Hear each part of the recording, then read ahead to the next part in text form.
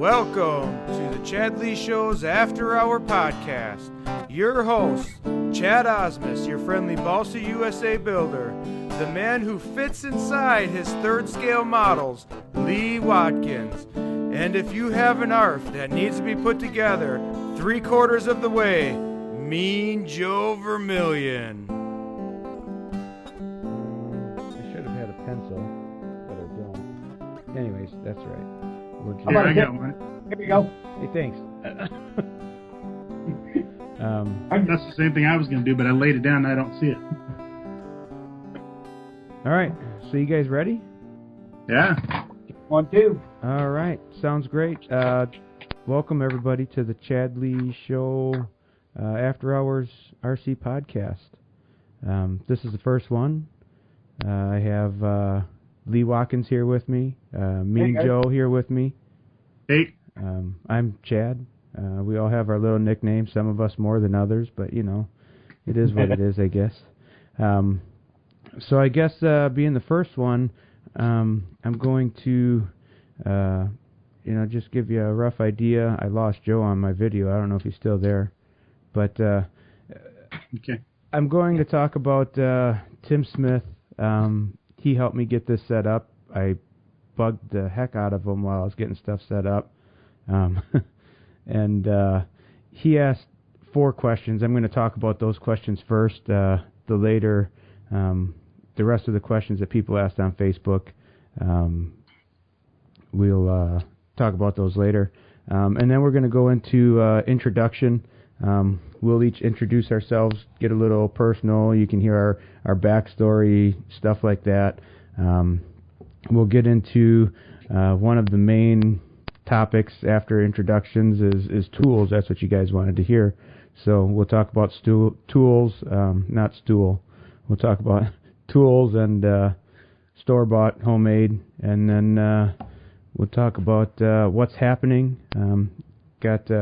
I got at least one thing. I don't know if you guys have anything new that you want to talk about what's happening in the RC, but we'll get to that later. And then we'll get to the Freedom of Information Act.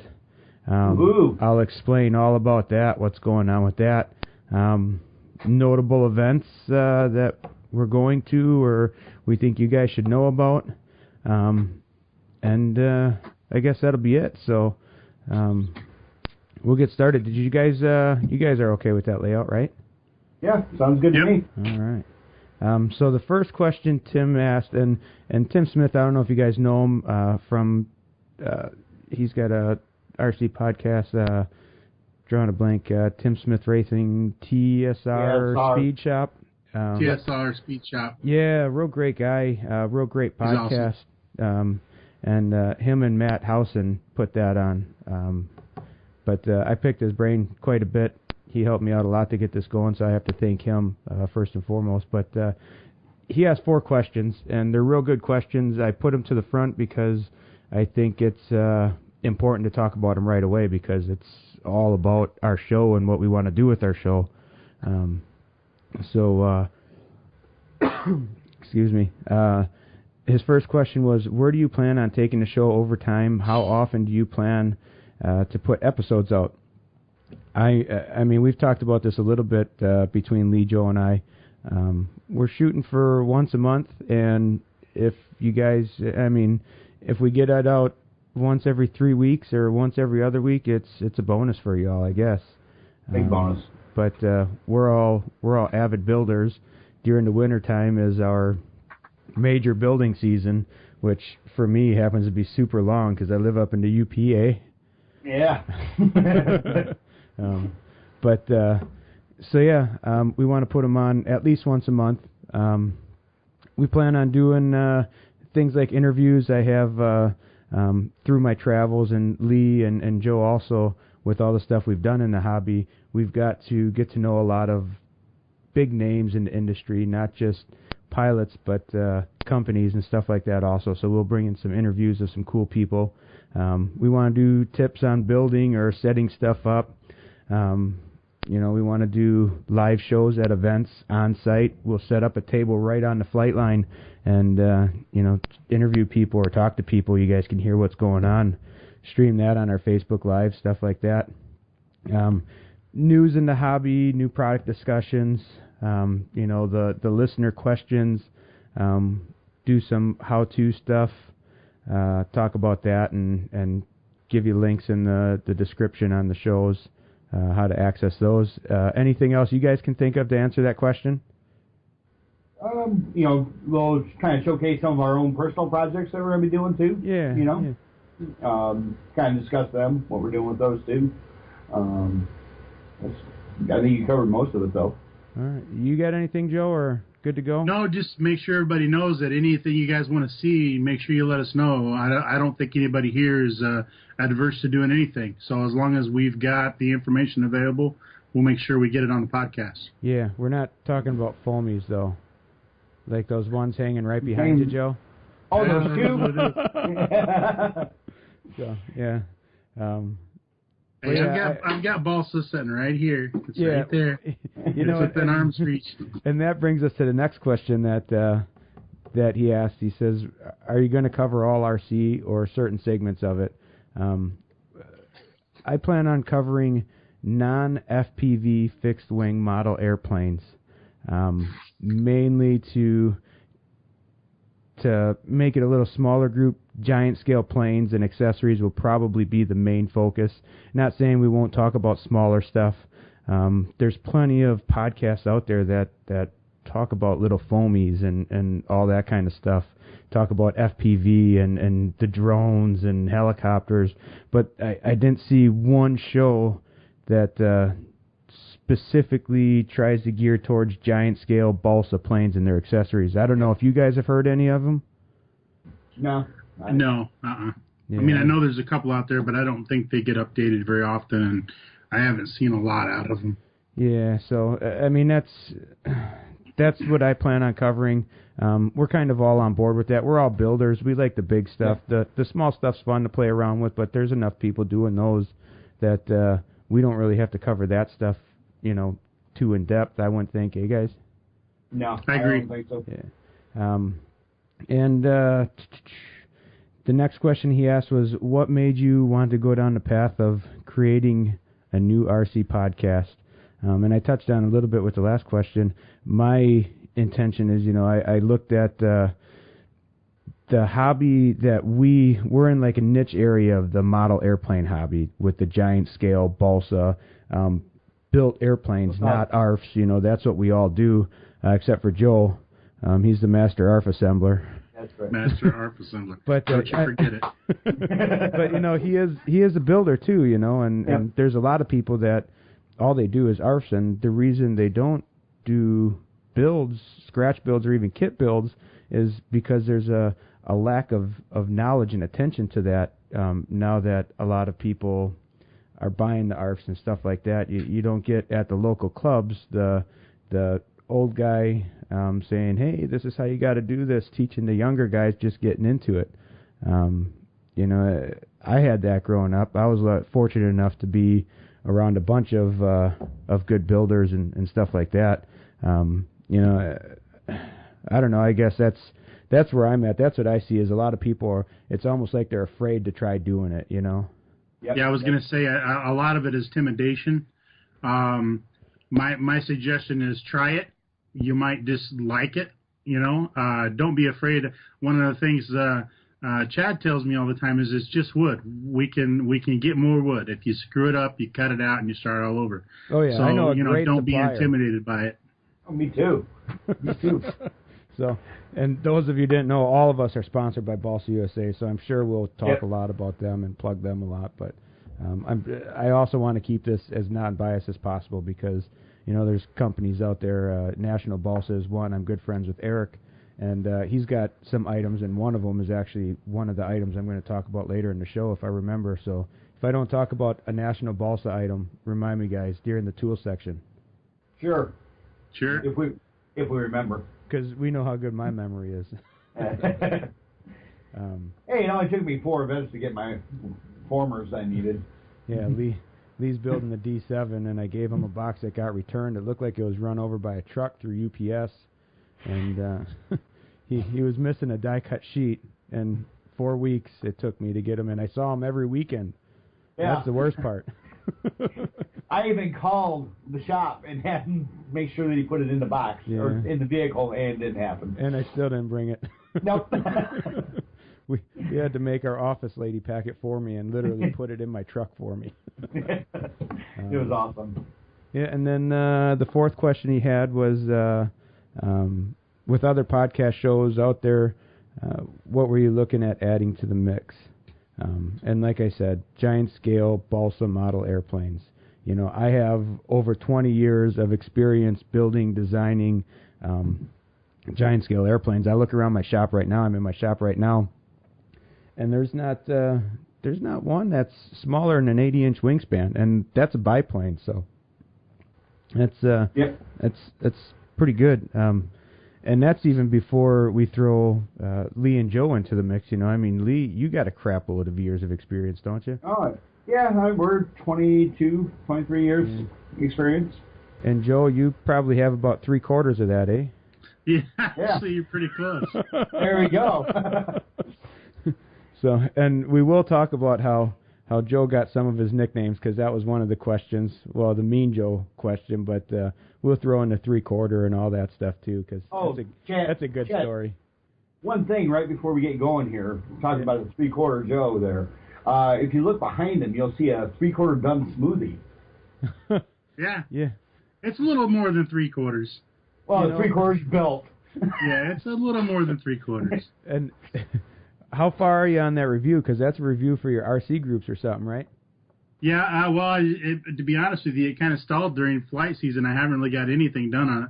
I've got pictures and stuff taken along the way, so not being able to get to it to do any building on it's kind of slowed that down a little bit. The only building I did during the summer was picking up a hypodermic needle to fix my stab and rudder when somebody's plane landed on top of it. There you go. Yeah. But Lee, he stalled out on all his projects too, so don't feel bad, Joe. Yeah, it's right there. It's the gear are on. I got to mount the tail wheel, and then after that, it should go pretty quick. Yeah, flying season, and traveling and everything, it's hard to do anything during the summer. Just can't get it. Just couldn't get to it. Plus, with my work and everything on top of that, I had no chance to get to it. Well, how many shows do you guys go to a year? I was trying to count that up the other day. It was like 16. Yeah, I'm probably in the 16 to 20. Is that counting the winter shows like Toledo and stuff like that? I usually start to count with Toledo. All right. Yeah. I go to a couple of indoor events too, because I'm also sponsored with West Michigan Park Flyers right here, and I do a lot of stuff for them on the indoor season stuff too. Yeah. Yeah, I think I did the last time. I didn't count how many shows I went to this year. I should have done that. But last year I did 29 shows. Yeah. So you probably did a little bit more than that this year, didn't you? I was gone. I think I had 2 weekends where I wasn't at a show this summer. I mean, I started at Blue Max in January. Went to Top Gun, Joe Knoll, all the Alliance events. So. Oh. Lee's here. Lee just showed up. Bill will get that. He'll like it if he's listening. So there all right. Go. So yeah, that's great questions from Tim. I'm glad he asked them because it really made it easy for me to go over what our intentions were with the podcast. Was there anything else you guys wanted to add to that before we actually get into our main topic today? No, I just want to thank Tim, because I know you sent me his links and stuff like that, so I learned quite a bit about what to do, for doing a podcast and stuff like that. So, thanks out to him. Well, he's got a new one. Yeah, Tim's awesome. He's got a new one that he's uploading, and I asked him a question. Them guys have me talked into getting back into remote control cars, man. It sucks, because I need another hobby like I need a hole in the head. Because I don't spend enough on my airplanes, Of course not. I'm actually going to be building an indoor racer. It's sitting right there. I got a kit. So. Oh, yeah? Yeah, I'm going to be doing that. A buddy of mine does it, so I'm going to do some of it. There's a lot of that stuff that goes on during the winter around here close to me. Well, I want to do a scale crawler. Nice. Is what I want to do. So hopefully, I'm looking forward to hearing what their answer is on their suggestion for me. But that's something else. Anyway, so yeah, You guys didn't have anything else you wanted to add, right? No, not this time. Nope. Fantastic. I feel like I'm doing all the talking. Just shut me up great. if you guys want to get something in. we can drink more. So, all right. Another thing, I want to just discuss how the ChadLee's show actually came about before we get into the introductions. Lee, I was working with Balsa USA. I've been sponsored with them for a while. We picked up Lee as a pilot. I'm actually the team manager, and we picked up Lee as a pilot and Joe as a pilot, I believe, the same weekend, right about Toledo time, wasn't it? Yeah. Yes, sir. And this is their first year with Balsa USA. Well, Lee and I normally always went to the same shows. Joe went to other ones because he's been in a different area, and I honestly didn't even see Joe fly before I picked him up as a pilot, which is odd. Yeah. But I mean, the reason I picked him up was just his knowledge and willingness to help people out, and that's what I think that's huge, having that as one of your pilots. And then it's pleasantly surprised me that he actually could fly, so that was a plus. And Lee, well, three quarters. Yeah. Anyways. If we want something demo tested, we just give it to Lee to fly. So Hey, I'm part of the R&D department now, ain't I? What's that? Ram and destroy. Yeah, okay, I'll go with it. But yeah, so Lee and I had all these shows. We like to goof around and have fun, and on the Facebook, Balsa US Facebook, we started the ChadLee's show. And when did we start that? Where were we? Oshkosh. Was it Oshkosh that we started it?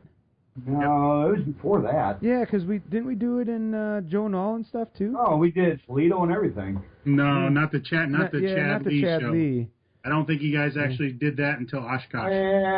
Yeah, maybe. We did some live videos. So yeah, we did that, and people, I didn't realize how many people we had following it, which is another reason why we opted to do this. We could talk about more stuff. But I went to Rhinebeck later in the year, and man, I must have had like 40 people at just that one show were asking me about the ChadLee's show and when the next episode was coming out and stuff like that. So we gathered a huge following for, I don't know, I guess they like watching us make fools of ourselves or something. Yeah, that's true. And then it works. And then when we decided to do this, I told Lee, I said, hey, let's bring Joe into it. He's a pretty smart guy. Maybe he can help us get stuff set up. Little did I know he knew nothing about it. Well, he knows 3/4 of it, so that's all that matters. Yeah, he got me 3/4 of the way there. That's right. But no, so we got Joe. He's kind of like the mediator because Lee and I can get off on tangents. So he's probably more educated than all of us. So there you go. All right, so that's about it. Why do you guys, Lee? Why do you want to do this show? It's fun just hanging out with my buddies. With the ChadLee's show, we've done a great time with doing that.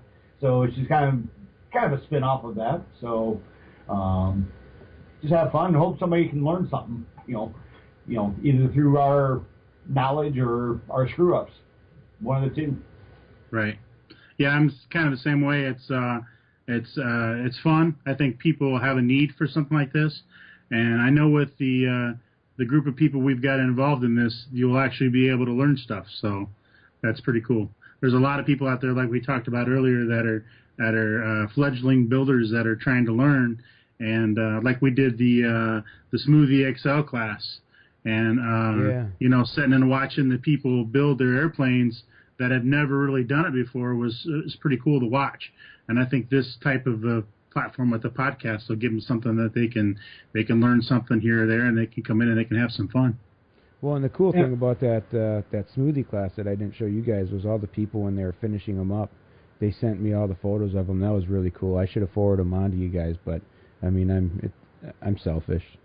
Yeah, the one that the guy did, I believe it's a red panel on the inside. He just posted the pictures not too long ago. I think it's a tan with the red panel along the side. It's got like a graphic in it that he painted. That actually looks really really good. That was Steve Bestel. That was the guy. He actually came to my personal workshop. I set him up a table so that he could build it. He's never built a plane like that before, and he was stoked that I was willing to share my workshop, my tools, my glue, all that stuff with him. But that's what it's all about, getting people in. Yep. Steve, your plane turned out fantastic. It looks really, really good. Yeah, hopefully he's listened to this. I don't know if I remember seeing him liking the page or not yet. There you go. Well, no, it was fun when I was up there during the class, at the shop. Yeah, when you and Mark came. Oh, yeah, that was a blast. I think that was their favorite class. We didn't learn a whole lot. We just told jokes and made fun of each other. But we learned how to square up a piece of wood occasionally, but that was about it. Yeah. All right. So I got to keep it moving. Let's go on to introductions. I'm going to, I had it so that I was going to do the introduction first, but I think I'm going to let Lee start his introduction first. So Lee, you give the introduction about yourself, whatever you got prepared and you want to talk about. All right. My name is Lee Watkins, live in South Bend, Indiana, 46 years old, married to a great woman, Erica Watkins, and we're coming up on 25 years being married in this January, so I'm surprised she's kept me around this long, to be honest with you. Have a couple kids, and one grandson that's 6 years old, man. Hopefully he's going to be my building buddy and my flying buddy here pretty soon, so... by trade, I see pictures of him every once in a while helping you out in the workshop. That's kind of cool to see. He really, his funnest part is just doing the T-pins into the wood. So I've had to replace several ribs and stuff like that because he goes a little crazy with them. But it's all good. It's worth it. I'd rather replace 3 or 4 ribs than have him out there help me. But I am a plumber by trade. Been doing that for about 25 years now. Been flying RC, building and flying RC for 22, 23 years, somewhere around there. The way I actually got into this was my wife's grandfather. He had passed away probably 3 or 4 years before I started dating my wife, and went to help my wife's grandmother. And needed some tool that I didn't have with me, so she said to go out in the garage, and lo and behold, I go out there, and there's 2 bud notes and airplanes hanging up in the ceiling. One of them was a Citabra, and the other was a trainer, and they kind of piqued my interest, so I ended up the following week going over to the local hobby shop by work and buying me my first trainer, which happened to be an ARF, which Joe could probably relate to. I don't know if you've probably seen that one before or not. It was, I have a feeling Joe's going to catch all the ARF jokes. There you go. All good. I can take it. It was a Thunder Tiger T2000. It's the very first plane that I ever had. So, after that, my very first plane that I started to build was a Top Flight P-51 kit. And I never finished that one because I thought I could do the sheeting better than how the directions told me to do it. And I promptly screwed that all up and got frustrated with it and just destroyed the wing, and that, needless to say, went in the trash can.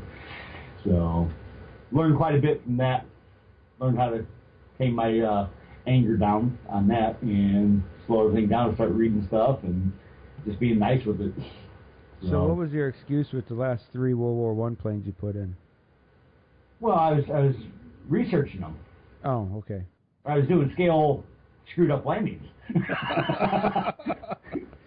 I just need to add this in. I'm probably going to go off on tangents a lot because we got a lot of cool stories to tell. But I remember Lee. We were at St. Charles, and he's got his 3rd scale D7 out there. And remember, Lee is a plumber by trade.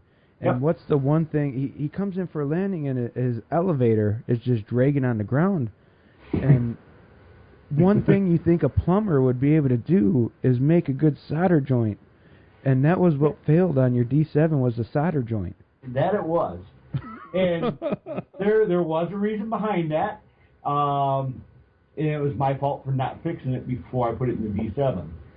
I had made up the control horn, or the linkage, and I did a soldering demonstration down at Bremen Hobbies. So what you're saying is it wasn't a good soldering demonstration. No, I was showing how not to do it. And then we moved on to what, how it should be done, and I failed to go back through and do it properly, and it just shoved it in it. So excuses are like assholes, Lee. Everybody's got one. And mine really stink. So, but yeah, I mean that's stuff happens. So it happened to me quite a bit. I didn't cut you off on your introduction, did I? You still got more to talk about? Yeah, we still got some more crap to hear it. Keep going. All right. The very first plane I ever built from a kit was a Carl Goldberg Tiger II. That was the very first one I built all the way up and actually flew it. And then flew that for quite a while. And then next one was the Great Plains Ultra Sport 60. I probably put I'm going to say probably about 20 gallons of nitro through that one. So that was my very first really good airplane that I flew a lot. Flew the crap out of it. So the very first warbird that I ever got built, or that I built, was a Zeroli Hellcat. So, and that one doesn't really count too much. I mean, it was a balsa wing, but it was a fiberglass fuse, so it doesn't really count too much, but it does as a warbird. Yeah, but they're still building in fiberglass planes. I'm not a big fan of them, but I mean, I've looked at a lot of people who built them, and there's still a lot that you got to do to them. So. Oh yeah, I mean it's a different construction technique. I mean you're still building. It's not like you're putting two foam wings on with the screw. So right. Or a hot glue gun. Yeah, that's true too. Some CA hinges. There you go. What is it? West Coast Flyers? Midwest Park Flyers? West Michigan Park Flyers. West Michigan Park Flyers. Sorry if I'm making fun of your airplanes. It's all good. But yeah, about the only other thing I can think of, I was president of our local club for about 6 years. Did several events during that time, fly-ins and whatnot. I also run the flight line at Air Supremacy over Elkhart, and now it's Air Supremacy over Goshen. So we've been doing that for going on 6 years now. So, and both of those were at full-scale airports. So Goshen is going to turn out to be a really, really big event, I think. So we had close to, I think, 80 pilots, I believe, by the time it was all said and done and whatnot. But anyway, that's about it. Other than being sponsored by Robart and by Balsa USA, big thanks out to both of them for helping me out with a lot of things. So. Yeah, I got, let me ask you a question, because I wrote a couple of questions that I want to ask you guys periodically. What was your earliest RC memory, and what was the reason you got started as a hardcore RC enthusiast? Not like the little buy a airplane at, or a little helicopter or something at Walmart, but actually hobby grade stuff. That all goes back to my wife's grandfather. Like I said, the day that I seen the airplanes hanging up in the garage, they were draped in plastic and then probably been hanging up there for probably 10 years. So there was probably, and they had a old coal-fired furnace in there. So there was probably a good half-inch layer of dust and dirt and fly ash and everything else laying on top of these things. So went back there and lowered one down one day and took a look at it and like, man, that's pretty cool. You'd always go into Radio Shack and see a cheap RC car or a real cheap airplane that they'd have that you could tell it wasn't going to last or whatever. And I'd raced some of the, or not raced, but just had a few little cheap RC cars before, and that was my only exposure. So RC airplanes that was the first time I really had any experience with RC airplanes and seeing How old would you say you were? I was probably 20, 21, right around there. You were pretty old then. Yeah, I was an old fart. Still am. Yeah, I still haven't even hit 20 yet. There you go. Wait till you hit 30, buddy. All right. That about all for you then, Lee? That is.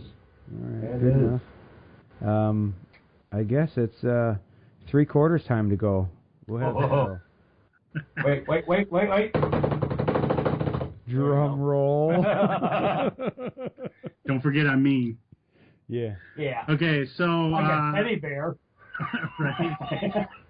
So my name is Joe Vermillion. Obviously, most of you guys know who I am. My story is a little different. I've actually only been flying RC airplanes. I started in 2011, and shortly after I got started, I hadn't gotten ready to fly on my own yet. I was still flying with my trainer at that time.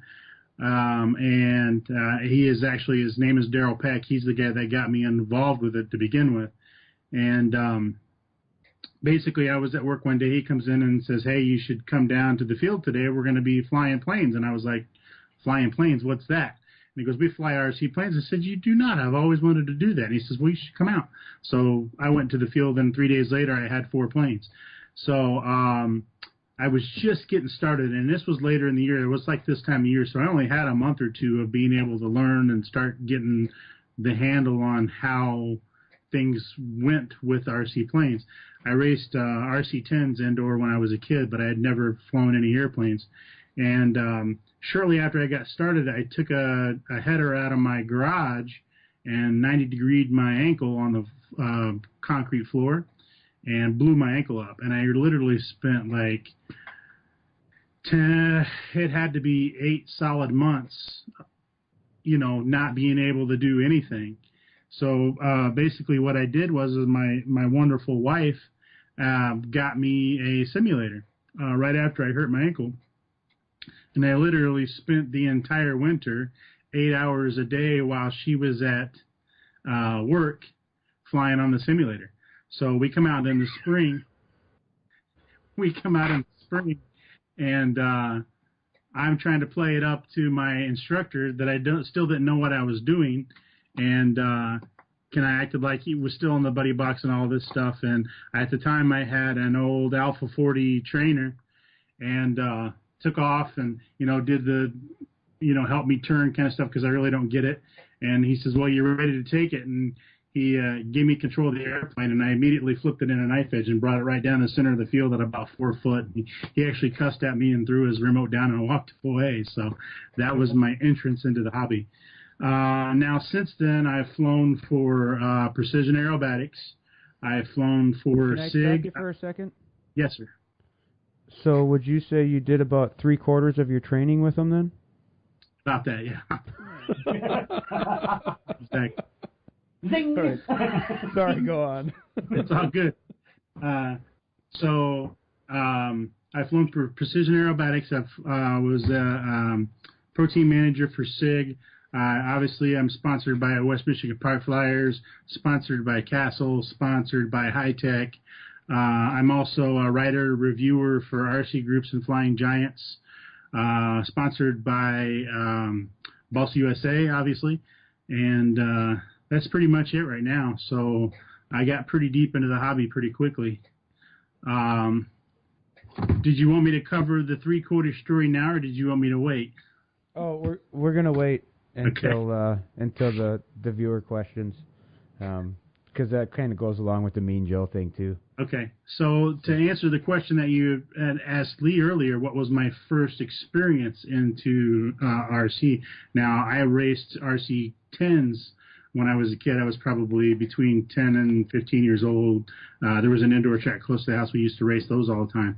But my actual first entry into it was when I was probably 6, 8 years old. My dad had a buddy that lived across town that actually was really into the RC airplanes. And so Dad, we were over there one day, and I started asking questions, and I got into it. I really liked aviation. Dad always took me to, like, the old Ghost Squadron Air Force air shows, and we did a lot of the full-scale World War II, World War I aircraft air shows all the time in the summertime. And so he would take me over there when Butch was building on his plane. And as Butch was building on his plane, he'd have me come over there, and he's like, here, glue this piece here, do this, do that. And I couldn't tell you what kit it was, but at the time it was a P-51 Mustang. It had an old weed whacker motor that they converted over to be able to use on the front of it. And he'd worked on that thing for probably close to a year and a half, something like that. And he calls my dad's house one day, and he says, hey, go grab Joe. We're going to maiden this airplane today. We thought he'd want to come out and see it. So he comes over and picks me up, and we run out to the field, and they're out there fiddling with this P-51. It was a fairly large size. I would guess now it was probably in the 80 to 90-inch wing, quarter scale Mustang size. And they're out there doing the old school stuff. They've got the 72 megahertz controllers, and they're holding the airplane up to make sure that the clunk stays where it's going to, and tipping it over and making sure it's going to run. So they gas the thing up and take off. And the guy goes to make his first turn and loses it. Radio must have cut out on him, and it flew straight into an oak tree and blew up into a bunch of pieces. And my dad said, well, we're not getting into that hobby. So that was the beginning of it, but I never got to get into it at that stage because Dad wouldn't let us do it because he was afraid of how much time and effort and money it would cost. So that's pretty much it for me.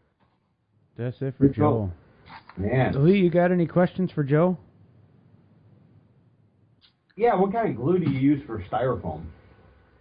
It all depends. It all depends. I use a lot of foam safe CA. I use a lot of foam tack. It all just depends on what it is. All right, that's enough of that foam crap. I learned something, though, Dad. All right. Thanks, Joe. Absolutely. All right, so I will do my little intro here.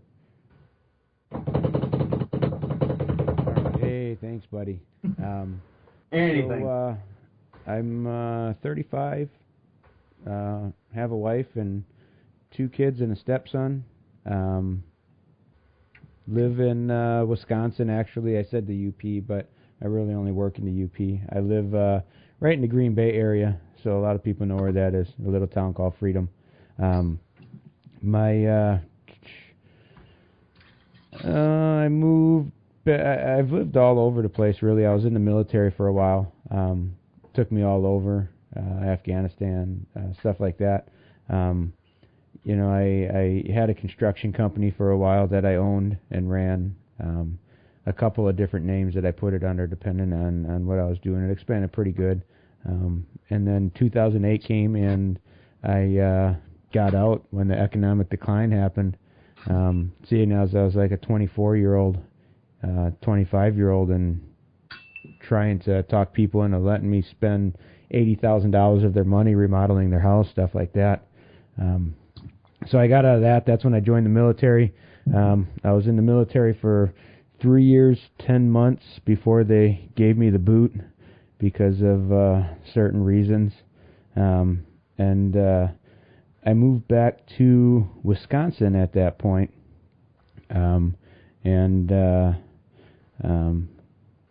Brought my life back. I was always a Wisconsin native. Brought my life back here. I'm going to hold off on that, and I'm going to talk about, because the next part is how I got my job at Balsa USA and whatnot, but I want to talk about how I started in the hobby first. I was we called it junior high, basically middle school. A buddy of mine had a magazine, and he wasn't even a buddy of mine at the time, but he had a magazine, and it had airplanes, and I asked him if I could look at it, and it was just badass. And I thought, I have to get one of these things. There you go. And we got to talking, and he invited me over to his house. I went over to his house, and I mean, his whole basement was just nothing but model airplanes and this workshop, and I mean, half-built airplanes, full-built I remember he had this wall of airplanes, because at that point you had a charger for every airplane, a radio for every airplane. Yep. And he had this wall, and they were all plugged in, and there was blinking lights as if chargers were going, and I mean, it was just a picture that got ingrained in me, and it was but a week later, I talked my parents into buying me an airplane, and they bought me a Carl Goldberg Freedom 20. And Wow. I put that together, and they my parents didn't have a crap load of money growing up for extra things, and they didn't really understand the hobby, and I didn't understand it, and we didn't know what to get. Well, I got it built, and it was ready to be covered, ready to have the radio and engine and all that installed, but I didn't have any of that stuff. So my buddy Tony Lewis was the guy, his dad Tom Lewis, who he treats me like I'm his own kid. But he gave me radio equipment, the engine for it, the covering, all that stuff he gave me, let me use so that I could get it up in the air and get learning. And then I belonged to the Beaver Dam Club in Wisconsin, which was... Is that you, Joe? Does that mean what? Tapping? No. Oh. Wasn't me either. Anyways. So, I belonged to the Beaver Dam Club. It was called BARF, which I thought was cool. I think it was Beaver Dam Area Radio Flyers or something like that. And I met a great group of guys. We went there every Wednesday night. And I've been striving to try and find that at a local club and haven't been able to find it yet. But we'd go out flying, and after we went out flying, we'd go to the local Hardee's and eat some dinner, stuff like that. But the people that taught me how to fly, Dwayne Kinsey was my main instructor. He's now really not in the hobby anymore. And the other one was Carl Bachhuber. Which a lot of people know Carl for is huge planes, and if you go on his website, you'll see pictures of me as a young one holding his B-24, stuff like that.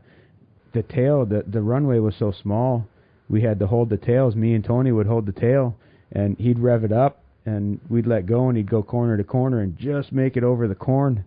I was in my finding myself stage, so. You'll see me in some dandy outfits, let me tell you. So yeah, go to Carl's website and you can see pictures of me as a young one helping him out.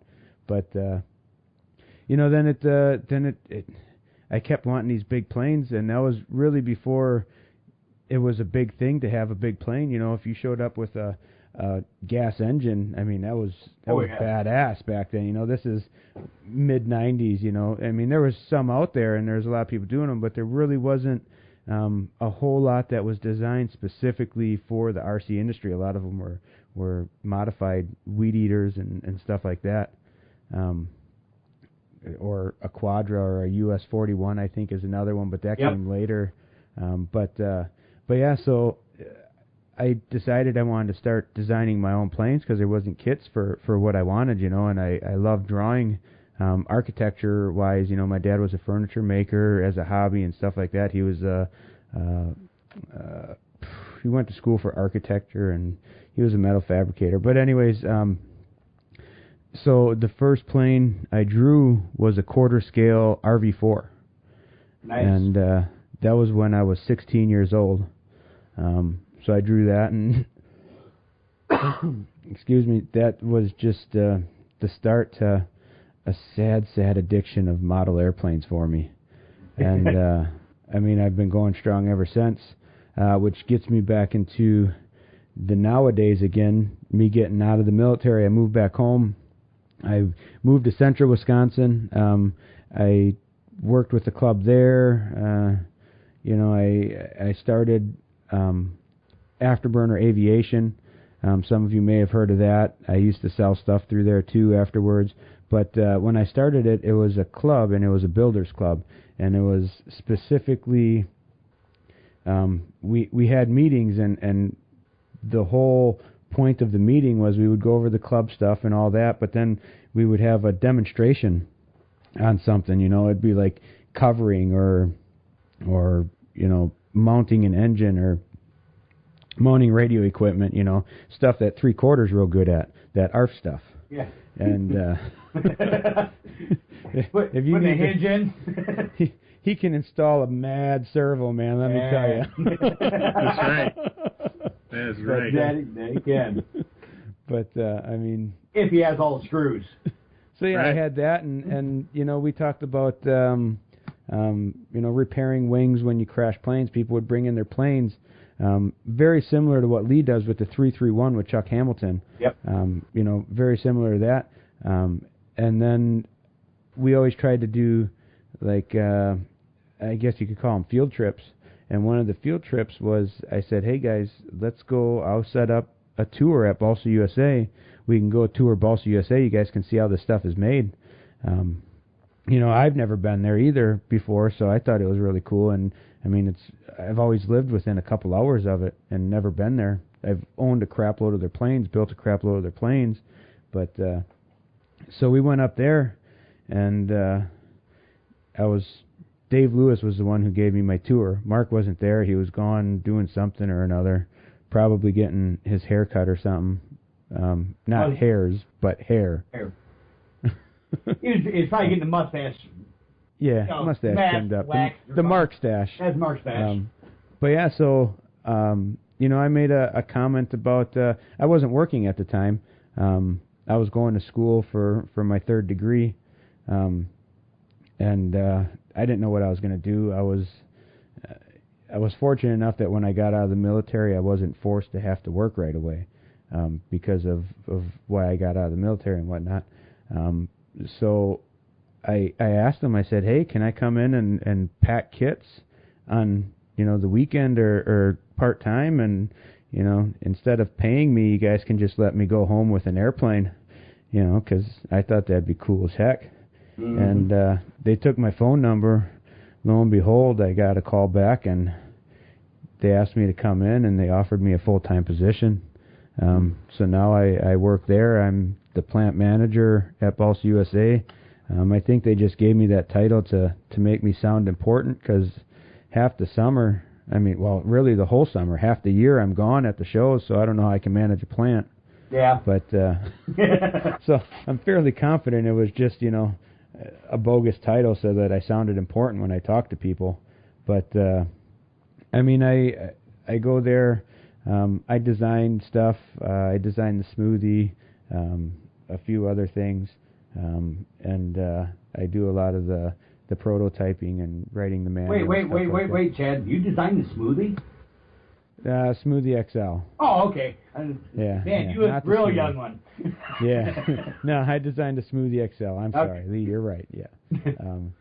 But and then it allows me to have my trips paid for, basically, which is really sweet. Because it costs a lot to go to a lot of these shows. Oh boy.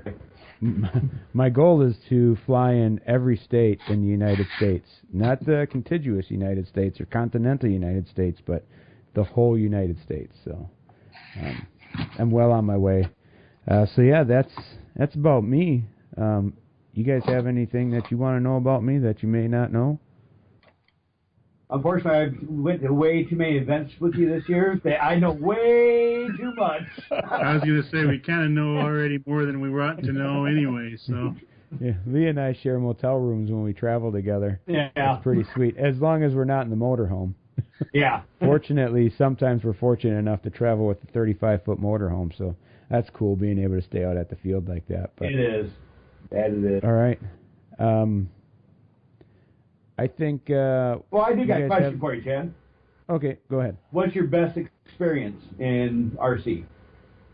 My best experience? Yeah. What's been your best experience in an RC airplane? Let's see. I think my most memorable one, the one that sticks out the most, is when I got my first quarter-scale Cub, 109-inch wingspan, Balsa USA Cub.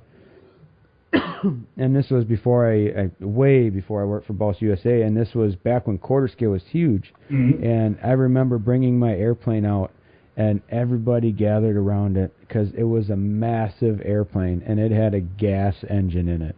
And, it was the first time I ever felt like I was somebody in the industry. Everybody tries to be somebody, and everybody, if you build a plane, the biggest compliment you can get is if you get a gaggle of people around your plane looking at your plane saying how nice it looks, how they wish they had one, blah, blah. And that was happening to me. And, man, I don't know, was still a teenager at that time, you know, and it just made me feel badass. Oh. And I mean, that's probably my most memorable thing that I remember in the RC. Yeah. Cool. You're all right, though. I mean, that does put your chest out when you get several people looking at it and saying how great an airplane is when you do it. Oh, yeah. I mean, that's the beauty of building your own airplanes, you know, and Yep. and not even just building, but if you go to the next level and scratch build, and if you go to even the next level yet and design your own airplane, Yep. you know, or even just modify something that's already done, like what Lee's doing with this P-39 build, you know, that's like the biggest.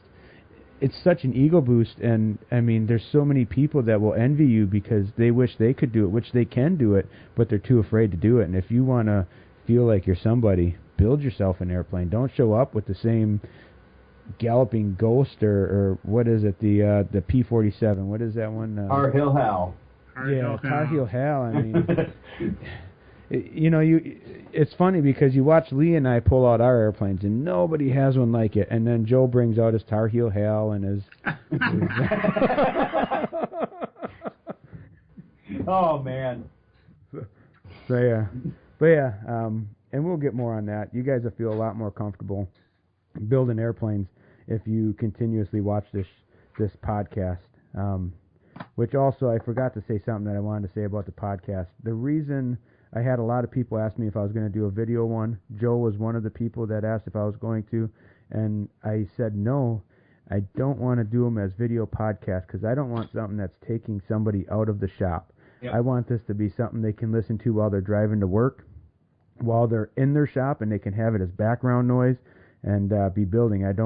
The biggest problem that I see with stuff is everybody's got their face glued to their phone watching videos and going on Facebook and all that stuff. And yeah, I'm going to tell you to like our Facebook page and whatnot, but the podcast is going to be audio only for the most part, just so that it's something that you can listen to while you're out in your shop working. Yeah. Yep. Background noise. Yep. So I guess with that being said, before we move on to our next topic, I am going to say we take a quick break, run a quick plug for our stuff, because I need another beer, man. I ran out. I hear you. So let's take a quick break. We'll be right back. See you guys all in a little bit. All right. Sounds good.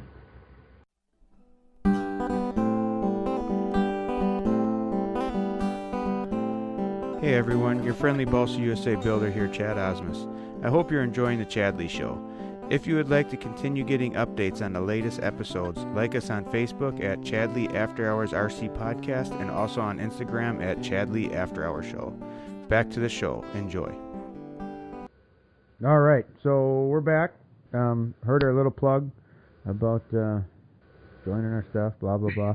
Anyways, next big topic, tools. Oh. This is the topic that you guys chose, which is really cool. You guys came up with a bunch of really good ones. So we'll start off with store-bought tools, and then we'll move on to the homemade stuff. Oh, go ahead, Lee. Can I help Joe out? Sure. Okay.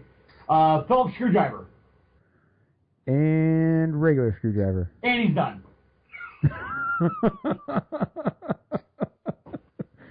We worked that out during the break while you were still gone. Nice. But yeah, on a serious note, I'm going to have Lee talk about his what he has written down for notes on tools, and then I'll have Joe. And I'll just kind of fill in the rest. I got a list of them that I have down. You know, and I don't want to get into crazy tools. I want them to be, you know, the question was asked for the basic tools. Basics, yeah. You know. Yep. So we'll just touch on that. Otherwise, we could go on for days on tools. There's a million of them out there. Yeah. Yep. So yeah, I guess I'll let Lee take it over from here and start talking about what he's got in his toolbox. All right. Basically, the number one you think of for balsa building X-Acto blade, X-Acto knife blades and everything like that, you got to be a number one top pick, you know. Yeah, the number 11 blade, Yep. definitely. And don't waste your time buying the 5-packs or the 20-packs. Get the 100-pack right away. You're going to go through them. No sense even trying to resharpen. Well, some people do resharpen them. They can do it. It's not even worth your time. Yeah. You know. I got a buddy who buys the surgical ones with Johnny Stopper. There you go. Oh, Nightcat Johnny. Yeah. Touch and go, Johnny. Nightcat Johnny. And how does Joe get so many nicknames? Because he has to hang around with Lee and I. That's right. But yeah, the number 11 blade, definitely. Yeah. That's pretty high on the list. Next. Would you agree, Joe? Yes. I waited until he's taking a drink of Yeah, his beer. I loved it. Yes, absolutely. Right. The next one is almost a must-have is a Zona saw. Pretty much everybody's got to have one. They come in so handy. Next important one. Hey, let me say something on the Zona saw because you skipped over that really quick. There's more than one Zona saw. Oh, correct. You know, a lot of people think of just the regular saw. It's got like a 6-inch blade, 1.5 inches, 2 inches tall. But they have other ones. One has a really small blade. If you go on the Balsa USA website, and I'm just going to say that because I'm going to put a link up to it because I'm telling you to go to it. But they have a 4-in-1, and then they have just a regular one. And the 4-in-1 gives you all the different ones that you need, interchangeable blades. And a lot of those blades are super handy. No, definitely. The one thing I would suggest on a 4-pack is get some extra handles so that you can put. Once you get it put together, then you don't have to mess with taking it apart while you're trying to build. You can just have 4 handles to go to all 4 of the different blades. I like how Joe's showing us his Zona saw. Yeah. Like he thinks everybody can see it. Yeah. Joe brought props. Yeah, that's to right. An audio-only podcast. Nice. Oh, you know what I noticed about that? It's hardly been used. That's not true. Yeah. And now, mind you guys, these are all building tools. Is what we're going with. This isn't like what you want to carry in your flight box. We'll talk about that more when flying season gets started. So. Exactly. Yeah. And for those that don't know what a Zona saw is, it's a really fine curved saw blade. Yeah, it's a razor saw. I think that's the generic term is razor saw. Exactly. So. Another thing definitely must have is rulers and straight edges. Yes. I personally like the metal ones, just because they're not going to stretch and warp and everything. I mean, they will bend and stuff like that, but for the most part, they're going to stay fairly straight. Well, now, what do you mean by metal ones? The aluminum ones. Like a 12-inch, 18-inch? 12, 18s. Yeah. 72-inch I use. See, now, that wasn't an aluminum one. That was a stainless steel one that you showed, which is the exact one. And, he said you don't want it to bend, but I like to get the flexible ones.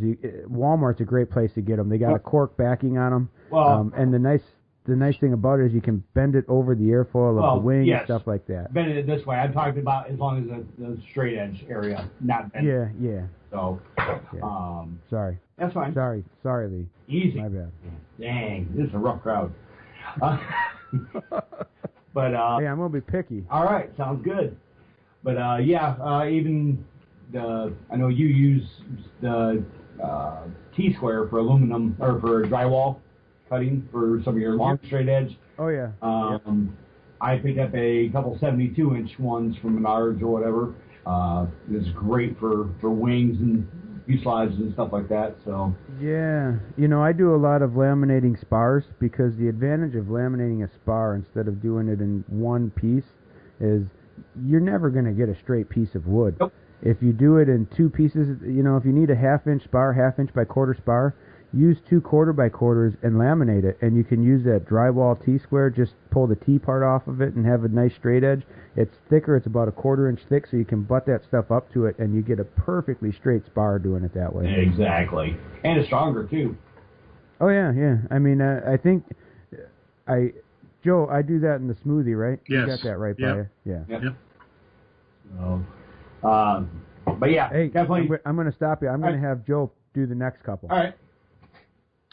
Oh, okay. I know one thing that you can get if you're in a pinch, if you're like me and you live in a hobby desert, and you're in the middle of building and you break, say, your Zona saw, these Fat Max, it's the 2331s that you can get at Lowe's, Menards, all the big box stores. These are really handy to have. What is that? It's just a saw. It's kind of like... Oh, like a flush cut saw. It's like a flush cut saw. It is. Yep, all right. And it works great. Hey, Joe, I don't have one of them. I don't use one of them. I've never had one. Hey, Joe, who turned that on to you? I believe that was Johnny. I'm guessing Lee Watkins. That's right. Well, I guess it was Johnny. No, it was Wrong. I tell you what, I don't have one, and I use one of the Zona saws is the one that I use, but Johnny Stopper, he's another one of our team guys, does a lot of our prototyping. He likes to use the flush cut saws if you glue a rib on, or not a rib, but a former on in the wrong spot. A flush cut saw is a great way to cut that off without damaging your fuselage. That's the beauty of working with wood. You can always cut it off and fix it. Yep. It's just wood. Exactly. It's not like a helicopter part where if you break a helicopter part, you're out buying a new part. You can't just glue it back together. With the airplanes, you just glue that shit back together and call it good. Keep on going. Yeah. Yes, sir. Field repairs. I would say get yourself plenty of sandy bars. They come in different sizes. And what I've done is I've taken the ones that I have and I've labeled them for what grit paper I have on them. Like this is 220, this is 80. I have several different kinds of those that I use. And for those of you who can't see Joe's video, he's holding up his great keyboard. That's what it is. Sandy bars. Yeah, I'm used to doing video podcasts. My bad. And also another good thing is just take some balsa wood block. And you can put sandpaper on both sides of that and make a nice sanding block. Nothing fancy. Oh, yeah. Just get a little 3M adhesive and glue the sandpaper down to the balsa block. That works good.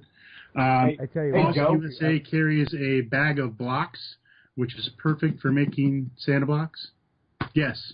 I think that'd be more under homemade tools, wouldn't it? Yes, it would be. Yeah. Sorry. That's right. We'll give it to him. That's right. But I do plan on. You know what? While we're there, we'll just talk about it because it's already been brought up. He brought up the bag of balsa from Balsa USA. Yep. I recommend that to a lot of people. It's like $10. I'll put a link to that up too. You get a crap load of different sizes. And the other thing, ribs. You have your spars that run through, stringers that run through. Take just a piece of 1/4 inch by 1/4 inch basswood.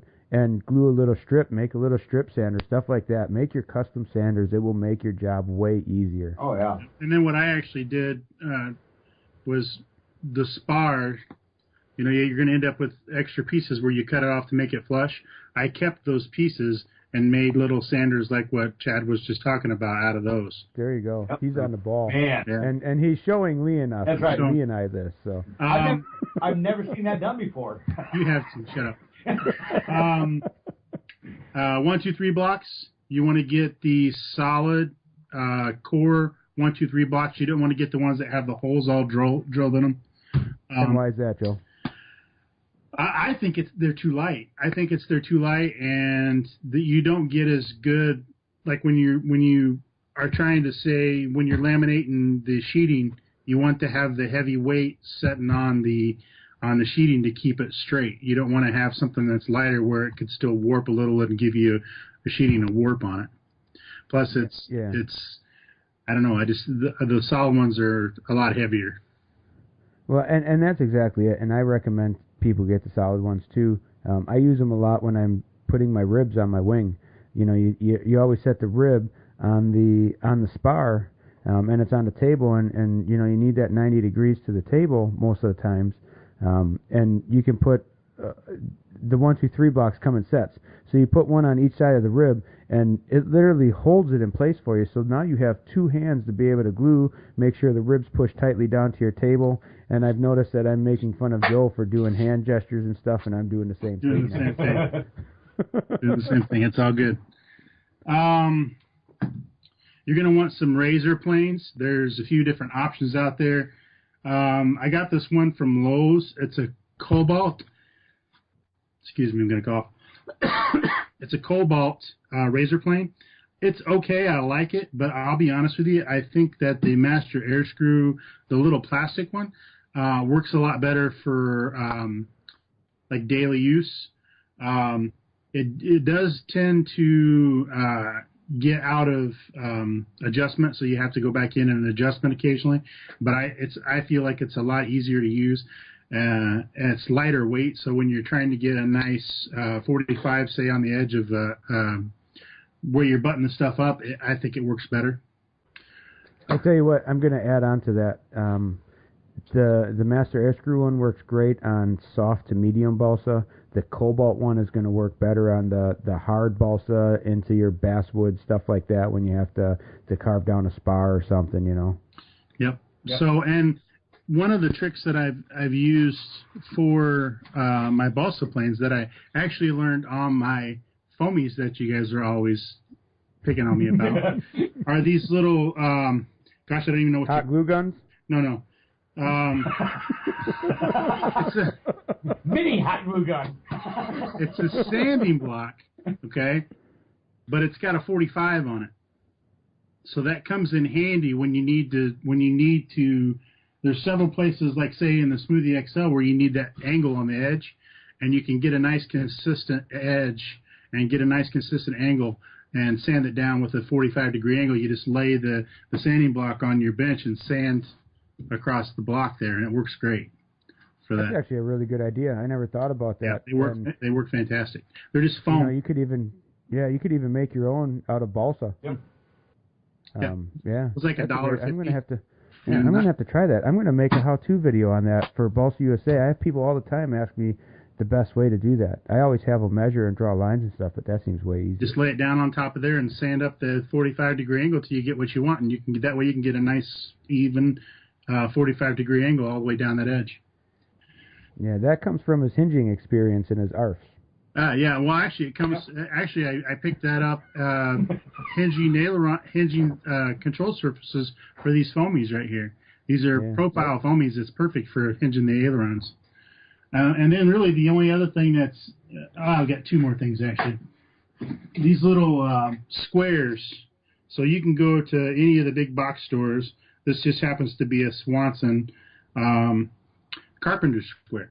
And they make them in all different sizes. You can get these small ones. That's a combination square. Combination square, yeah. This is fantastic for... What's that? It's a good catch, Chad.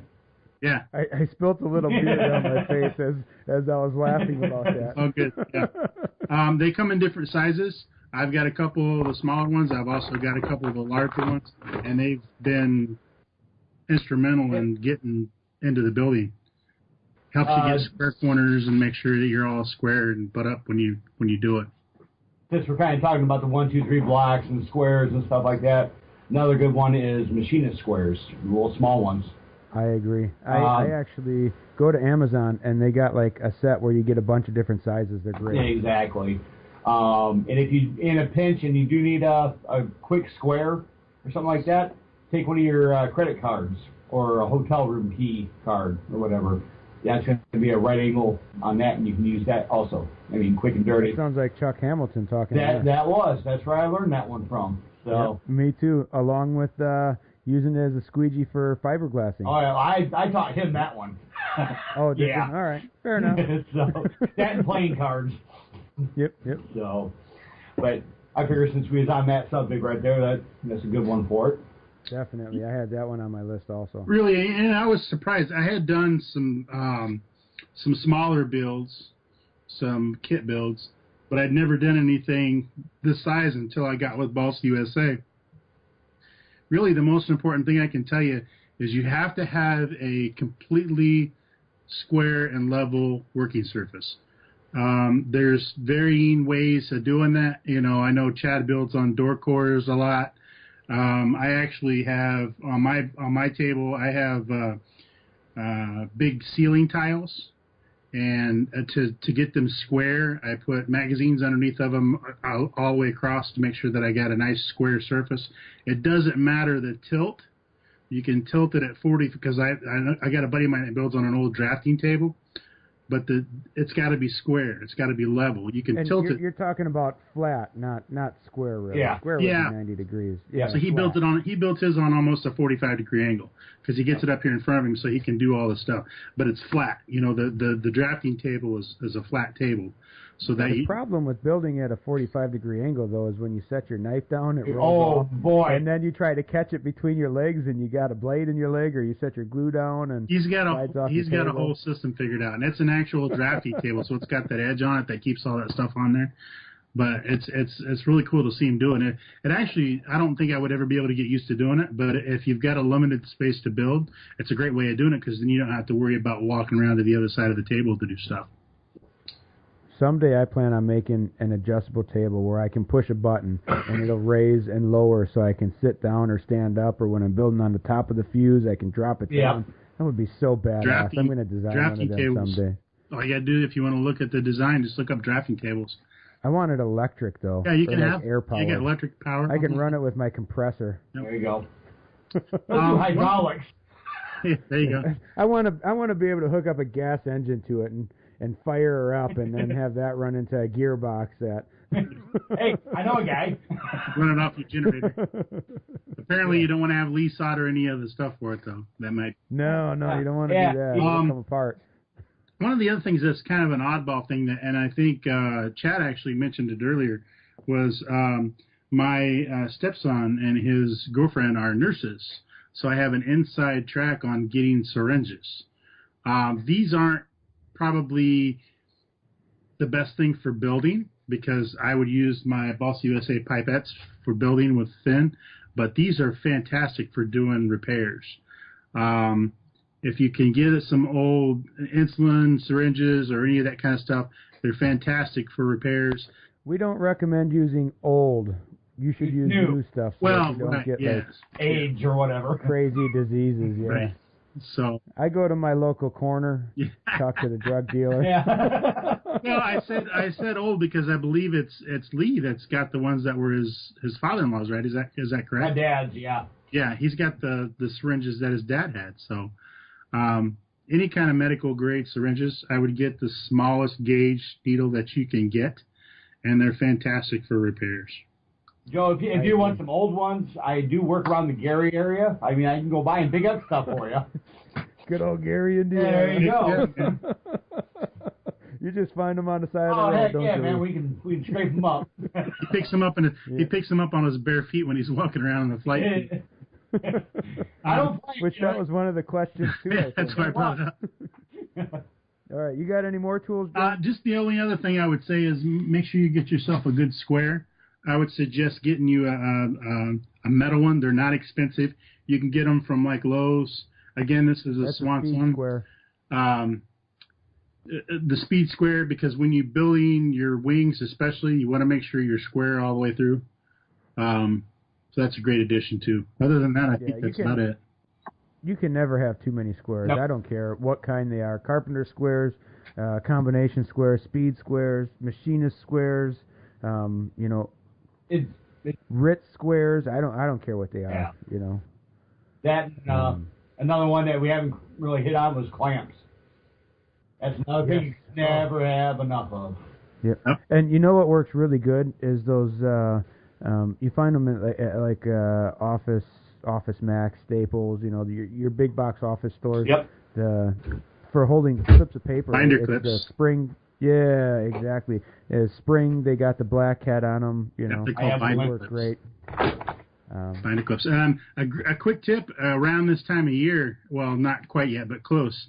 Around Christmas, between Thanksgiving and Christmas, you can walk into like Lowe's, Home Depot, Menards, all those places, and they'll have a bag of clamps. It'll be like a mesh bag full of clamps for like $5. So as many of those as you see, pick them up. I mean, because they're, even if they only last you for a year, you can always go and buy more. Yeah, and you can, I mean, that's like squares. You can never have too many clamps. No, Definitely not. Yeah. There's so many different kinds of clamps too. You got spring clamps, bar clamps, even clothespins. Wow. Nipple clamps. Whoa! Whoa! Take wrong show. I do want to go back to the building boards because we kind of got off of that. I got a couple of things I wanted to add to that that I have in my notes. I build on a hollow core door. It works great. You can make one out of 2x4s, 2x6s, plywood, blah blah blah. But get yourself. I like to use soundboard. The brand I use is Homosote. It's a little bit stiffer than the average, so it really holds your pins in good. It does wear on your thumbs as you're trying to push them in, but I feel it's well worth it. I guess that's the biggest thing I wanted to say. Make sure that it's flat, and there is a lot of different stuff you can use. Some people use the pink foam, that you put on your foundation of a house. Drywall works good from what I hear. I've never used it. But and if you're just getting in the building and you're setting up your first table and whatnot, don't think it's going to be your last table, because it won't be. I'll guarantee you that. Oh yeah, it definitely won't, and you'll constantly be rearranging your shop. But I will tell you that you don't need something huge. I hit my microphone there for a second. I used for the longest time, my building table was 2 foot wide. It was a 2 foot wide table, 8 foot long.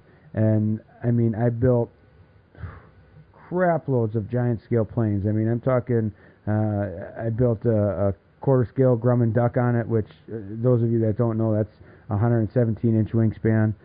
Third scale cub. I mean, I built a crap load. So you don't need something huge to get started. Yep. Get something that's affordable for you. And just get started, because that's the key, is getting started. So a tip from the relative newbie to this: don't do what I did and build your big workbench, because I actually went through and built. I've got 1, 2, 3, 4x8 workbenches. The problem I have is that I can only get to one side of it. So try to give yourself a bench that you can get around, or at the very least be able to spin your work around, because it makes it a lot easier when you start framing stuff up to see the other side, if you can get to both sides of your table. And go ahead. You got something more? These little cheap, because I've got one right here, these little cheap 4x6 folding card tables, those are perfect building boards. Just make sure you can, because you can build on any surface that you want as long as it's completely level. It can't be, because anything that you have that's unlevel is going to transfer into the wood when you glue it together on the board. So you have to make sure, it's imperative to make sure that it's completely level. So you can get these little cheap folding tables and just make sure that you butt up underneath with whatever you're building on, with some magazines or some old balsa wood or some old syringes from Lee's place or whatever, so that you can get it completely level. The key is it has to be level. And that's where the hollow core door comes in great, because I can actually pull mine right. I use those on the folding table, but you have to be careful with the folding tables that they don't fall. Because ask me how I know. I know because we're going to. It's going to be a little tangent story here, but I'm on my way to Top Gun. I'm on my way to Top Gun, and I'm picking up a buddy, Chuck Hamilton. He went to Top Gun with me this year, and he just finished his third scale DR1. Beautiful airplane. Never even got it out flying yet. And Lee and I were over at his house, and Lee kept touching it, and it would like shake and do some crazy stuff. And he finally got smart and said, "You know what? I'm leaving this table the hell alone. I'm going outside having a cigarette." The next thing I know, I just set my hand on top of the table, and the whole table collapses. His plane goes flying off. It breaks the rudder. Lee's outside the garage door laughing his ass off, trying to figure out what's going on. And 3 grown men are trying to catch this third scale DR1, and it's crunching and cracking. And I had nothing to do with it. That was the best part. Well, because if he was in there, he could have just ran underneath of it and held it up for you guys. Yeah, something. I doubt that. So make sure that it's secured well, and any any little odd movement from it, check that shit right away, man. Yep, definitely. One other thing I can say on tables, I know, Joe, you said you built some 4x8s. You try to keep it down as small as you can. One thing I noticed, because I built 4x8 tables or 4x10 tables and stuff like that, the more area you got, the more area you got crap to put on. And then when I had a 4x16 one time. Oh, man. And you can spend 3 days just cleaning the table off after you get going for a while. So the smaller you can do it, the better off you actually are. Yeah. That's just experience from me talking, so. I agree. My problem is the 4x8s because I have so many projects going all the time that I needed this space to put stuff on. So, because like I've got one down here that's set up for mostly taking pictures. You know, I got the backdrop behind it with the nice top on it and all that stuff, and then this is the one that I build on. So there you go. All right. What else you got for tools, guys? That's all I had. He had more than just a regular and a Phillips. I'm surprised. Hey, it's better than I thought he was going to. Good job, Joe. Hey, I was waiting for like a hinge slotting tool, or you you need your number 10 ball driver and whatever it is, you know. Exactly. All right, go ahead, Lee. What else? I got more. You're probably gonna want to get some kind of a cordless drill or a drill motor, yes. Because you're definitely gonna have to be drilling holes and whatnot. I usually keep a drill bit, kind of a lightweight cordless drill in the. Oh, did I lose you guys? Nope, I'm here. I think Lee's froze up. Oh yeah, we lost Lee. Nope. That's right. I'll go on. Hey, you back, Lee? Yeah, we lost Lee for a little bit, so I'll continue on with this drill thing. So yeah, he's got a drill. Make sure you have a good drill motor. He was saying he has a lightweight one and a heavier one. I just have a regular one. I don't use two of them. But the other thing that goes along with that is drill bits. Make sure you have a good set of drill bits, in all the different increments. And along with that, get yourself some 6-inch long ones and some 12-inch long drill bits. You're gonna wish you had them if you don't have them, because there's so many applications when you're drilling holes for engine mounts and stuff like that, wing mounting dowels and whatnot. So make sure you have that stuff. Are you back now, Lee? No, I don't think he's. I think he's still broke up. So the other thing that actually he's just staring off into space right now. The other thing that actually reminded me of was a Dremel. A Dremel is worth its weight in gold with building. I use mine constantly. Yeah, I agree. And do you have a corded one, or do you have both? All right, yeah, I don't have both because I don't have that kind of money. I'm not me and Joe. But yeah, I have the corded one. It's great. Allows me to take it anywhere and not have to deal with the cord. Are you back now? I am back now. I don't know what happened there, but something happened. Whew. Man, interwebs. You got to tell your wife to get off the internet. Buddy. I tell you what, I wish I could. So I take it you guys did talk about the drill and drill bits and stuff like that. Yeah, we talked about the long drill. Long drill bits. All right, good deal. Yeah.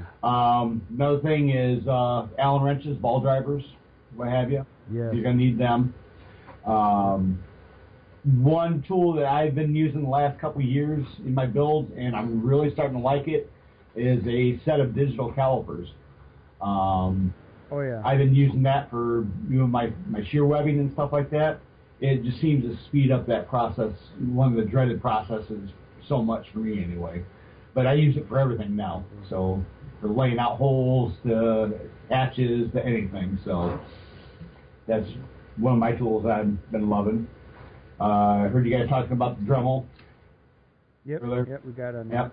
Another thing you're going to need is soldering irons or torches or what have you for soldering stuff up. And I'm going to throw this out there because I deal with a lot of tech questions with my job because I'm one of the tech guys at Balsa USA also. Start off with a soldering iron. Buy yourself a normal size one that you get at the local hardware store or whatever. but then you also want to get a big one like a 80 watt or 100 watt, you know, and that's what's going to let you warm up if you have to solder landing gear together. That's going to allow you to transfer enough heat quick enough to be able to do that. And that's the biggest reason why people have issues with soldering. I'd let Lee talk about this, being a plumber, but we all know how well he solders. That's right. But yeah, and I do have on Balsa USA's page, I have a lot of how-to videos, and it talks about tools and stuff like that also, and different ways of doing things. So make sure you check that out. I'll put a link to all the how-to videos on there also. So just to clarify on the soldering, you don't want to try to do your landing gear, say like this landing gear I'm getting ready to solder on the smoothie, with one of the small electronic soldering irons, like the ones you would do. Pencil tip. Yeah, you don't want to try to do that. Yeah, it's not going to be enough. Because it won't transfer enough heat. And you can use the torch, but I do have to add caution in with the torch. Make sure you're mindful of where the flame is going.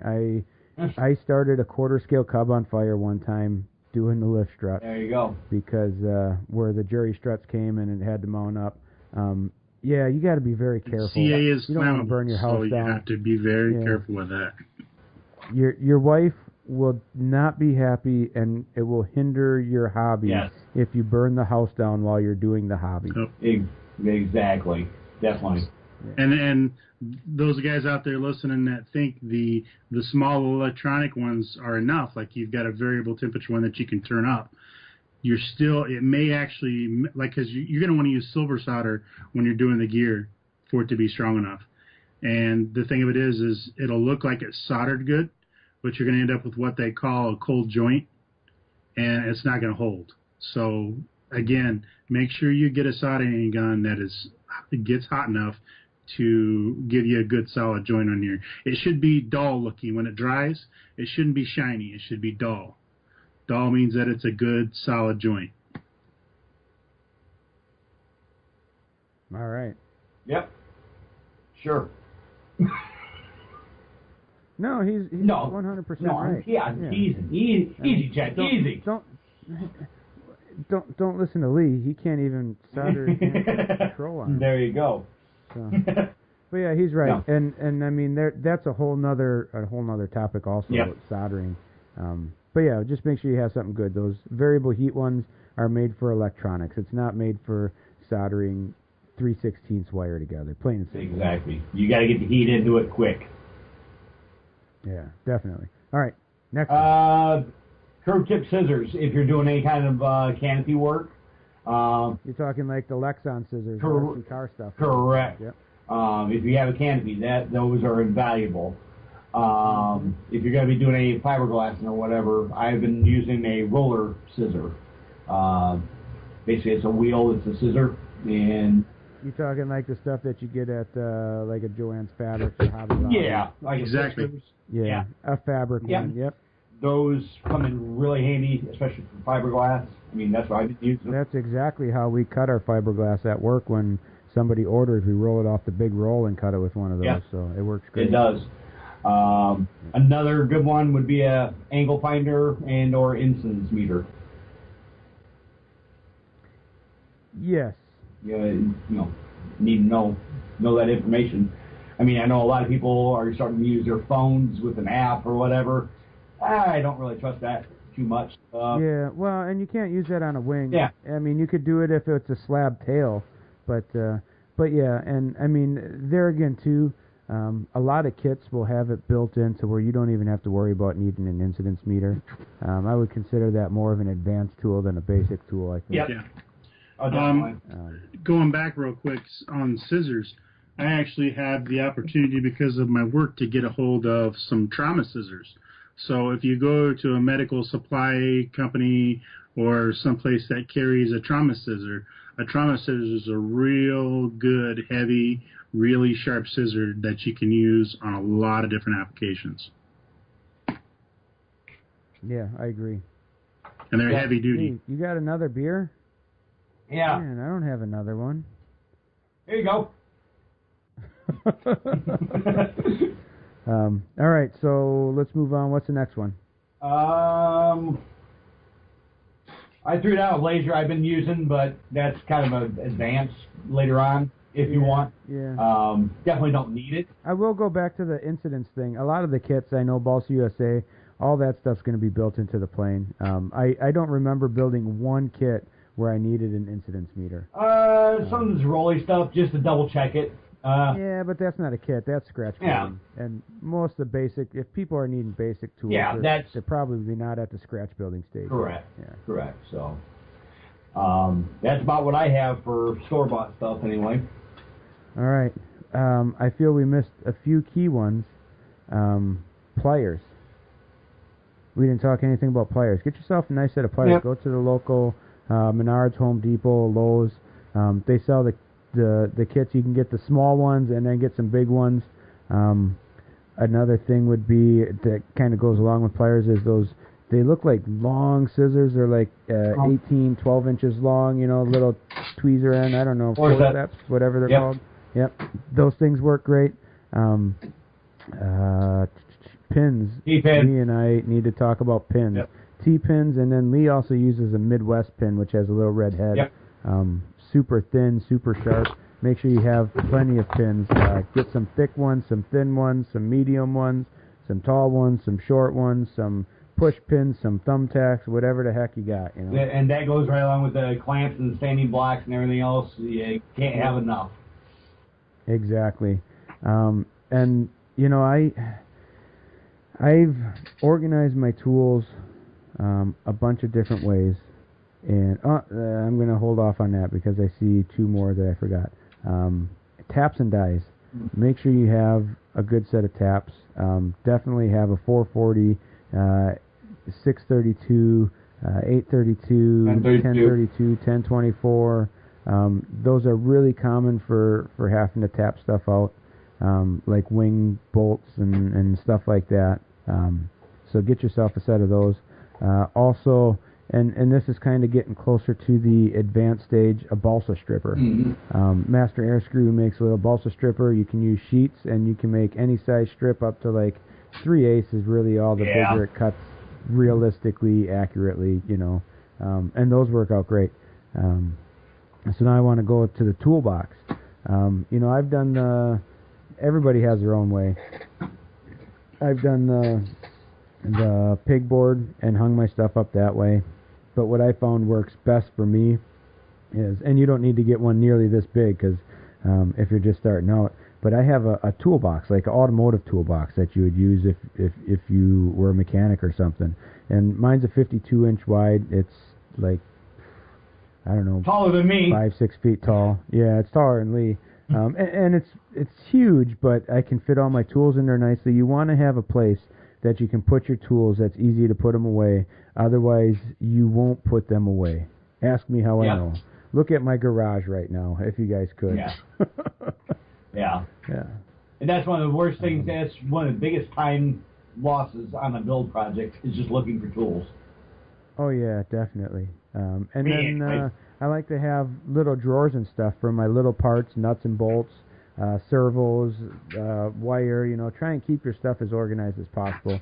It'll really make your build a lot more enjoyable. It'll actually make it a lot cheaper to do a lot of stuff because you'll be able to find what you need and know exactly what you have. So on the organization side, something that I picked up from Chad actually is when you get your kits, they're going to come with like I would say a hardware bag. So it's going to come with a lot of the smaller bits and pieces. Get yourself some of these cheap little clear plastic bins, and when you open up your bags, just stuff the bags inside the clear plastic bins so that all your stuff stays together and you don't have to go searching it out. Yeah, definitely. I get the little, I think they're called Sterlites or something at Walmart. Yep. It's got like 3 drawers. You know, you can get them in various sizes. I got a crap load of those, and each hardware bag, because you get into the biplanes like Balsa USA sells and third scale, and you got like 5 hardware bags. Keep those hardware bags separate because they're going to refer to which one has the parts you need. It'll make it a lot easier to find them. Yeah, because you get down to the very end and go, where's that part? I've already used it. Yeah. Or lost it. And half the time I lose half of the nuts and bolts before I even get to them anyway. So it helps prevent that. It really does. All right. Do we got any more? I have something that's it's kind of odd, but they're really pretty cheap and they're kind of handy. And having the questions earlier in the podcast with Tim Smith is what got me thinking about it. So if you go on, and I sent a link over to Chad, it's Cow RC. They make mats. They make pit mats. And I use those constantly. So like they're a magnetic mat, and he's got a foam raised up section around it. So it's got little compartments all the way around it to put your different screws for whatever it is. Like Chad was saying, when you open up your hardware bags that have all the metal screws and your hinges and your little screws and all your hardware, you can put those on those mats, and it helps keep it under control while you're doing your builds. They use them for pit mats, like the RC car guys use them for pit mats.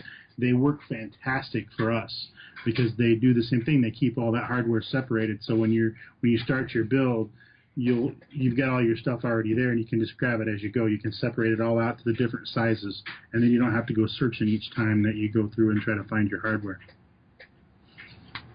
Yeah, I'm on their website right now. I'm trying to find. All right, here's their magnetic mats. Seeing what sizes they have. They'll make anything you want. They've got them all the way up to 8 foot. They're huge. They got a crap load of them. And they're not that expensive. I've got probably, I don't know, I bet right here I've got 8 different sizes, and I use them all the time. I mean, it was something that I just kind of thought of, and I put them on the bench, and I started using them, and now I can't do it without it because I have them everywhere. There you go. Yeah, that's a good idea. I'm definitely going to buy some of them. Yeah, it looks like they got some trays, magnetic trays also. Those things are great. Yeah, he's got the dot bins. He's got the dot bins too. That's good for that.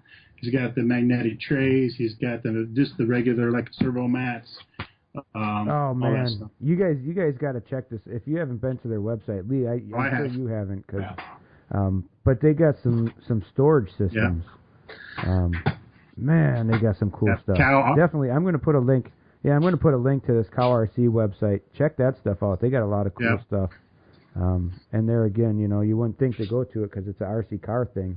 But yeah, a lot of this stuff is, they're dealing with little nuts and bolts and screws too. Yep, so definitely. Yeah, that's cool. So I'll put that in the description, a link to that also. All right. So I guess that pretty much covers it for the store-bought tools, eh? Now I want to go into some homemade tools. I don't want to get crazy into this because a lot of the homemade tools are going to be more advanced tools. Yeah. I thought of a few of them right offhand that I routinely use when I'm building the Balsa USA kits, the prototypes, and writing in the manuals. One of those things is get yourself some Ziploc bags. And up in the north, we have tube sand for throwing in the back of your pickup truck during the wintertime. Get yourself some of that. It can be play sand. Let the sand dry out good so that it's nice and pliable. And the advantage of that, you put just a little bit in the Ziploc bag, leave a little bit of air in it, and now you have weights that will conform to the shape of your wing. So you're not putting pressure points on. You're getting even pressure when you're putting sheeting over the wing, over your fuselage, stuff like that. They work fantastic. I agree with that. I don't know. Yeah, I mean that should be a must. And I have a crap load of them that I just keep underneath my table for when I need them. And then the other thing I wanted to talk about is I don't know what I'd call it, but I called it in my notes a balsa softener pipe. And basically what I'm saying is go out, get yourself like a 4-inch tube or a 5-inch, 6-inch tube, and cap one end, make it just over 48 inches long, and then put where you can have a screw on top on the other end. So if you have to shape something over a sharp curve, you can drop your sticks, you can drop your sheets in, and obviously the 6-inch one would be for like sheets, and maybe do like a 2-inch one for sticks. And then you can fill it with water. Maybe even put a little ammonia in there. And then you can screw the cap on and let it soak in there for a while. And I tell you what, if you do that, you will be able to tie a knot with a 1/4 by 1/4 string. Yeah. And I tell you what I'll do. I need to make a new one for at work anyways, because I'm very hard on my equipment. So I will do a how-to video on making those. I will post them on the website, Balsa USA's website, and their YouTube page, and I'll also get it on our website and Facebook and stuff like that too, because that's a really great thing with how people are doing laminations on tail surfaces and wingtips and stuff now. It makes it a lot easier. Well, that you're not having to run in the bathtub and fill up the bathtub and dragging wet balsa through the house, and it keeps the wife happy because you're not taking up everything. I found out what that tapping noise was, Lee. Joe, yep. It's Joe typing something into his laptop. Yep. Oops, busted.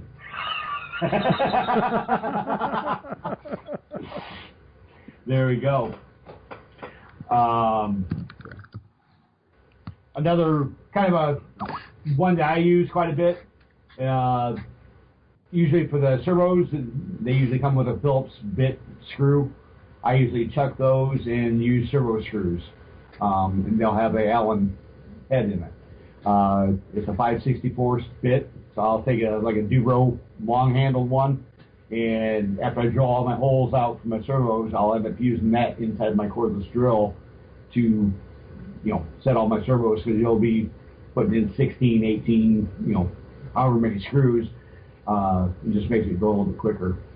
Anyway, another homemade tool anyway. Keep talking, Lee. Right. I'm typing, not listening to All you. right. There you go. Sounds good. Never mind. I'm done typing. I do have Ah! Oh man, I just busted my leg. Nice. I'm sitting on one of them chairs that has the little handle you can lift up and then your seat goes down. And I moved my leg and hit that handle and pinched. I caught my leg on the floor and the handle and the seat, and I'm 275 pounds, so it's a lot of weight on my poor little shin. Oh man. So sorry for the little yell of pain right there. Another one that I use quite a bit is brass tubing sharpened to make holes in balsa. Oh yeah.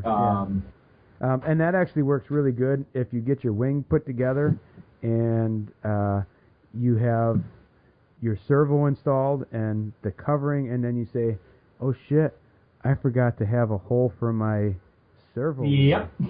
You can get a long tube and sharpen, make it look like a little hole saw, and you can run it through all them ribs. Exactly. Which you should make sure that you have a hole in every rib in every bay anyways, to allow air to go back and forth through them anyways. So there should always be a hole, but you never know if it's in the right spot. Yeah, definitely.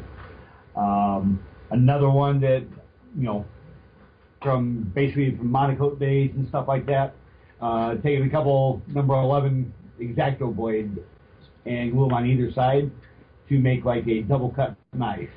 And basically for trace out where your canopy is going to go, and you can cut the covering out to get down to balsa or your wood or whatever, and make a nice glue joint and knife.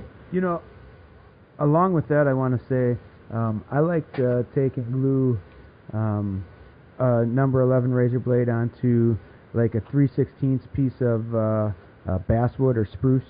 You could probably even do balsa too. And when you're covering and you come to the edge and you want that nice clean lay over the edge, you can run the basswood up against, say it's a wing, and you're going over the trailing edge on where the aileron is. So you got 1.25 inches of space or whatever, or on the bottom of a fuselage. You can run the wood on the actual fuselage, and then it's holding the knife 3/16 off. You get a nice, even, straight cut so that your covering looks as neat as possible. There you go. Because if it's a jagged cut, it looks jacked up, and people can see it. I mean... Oh, definitely. You want to try and be as neat as you can, because you have to stand behind it, Yep. I agree. Excuse me. Another one, it's more of a tip and trick, is inner nye rod for pulling fuel tubing through your firewalls and formers and whatnot, or even just a big area.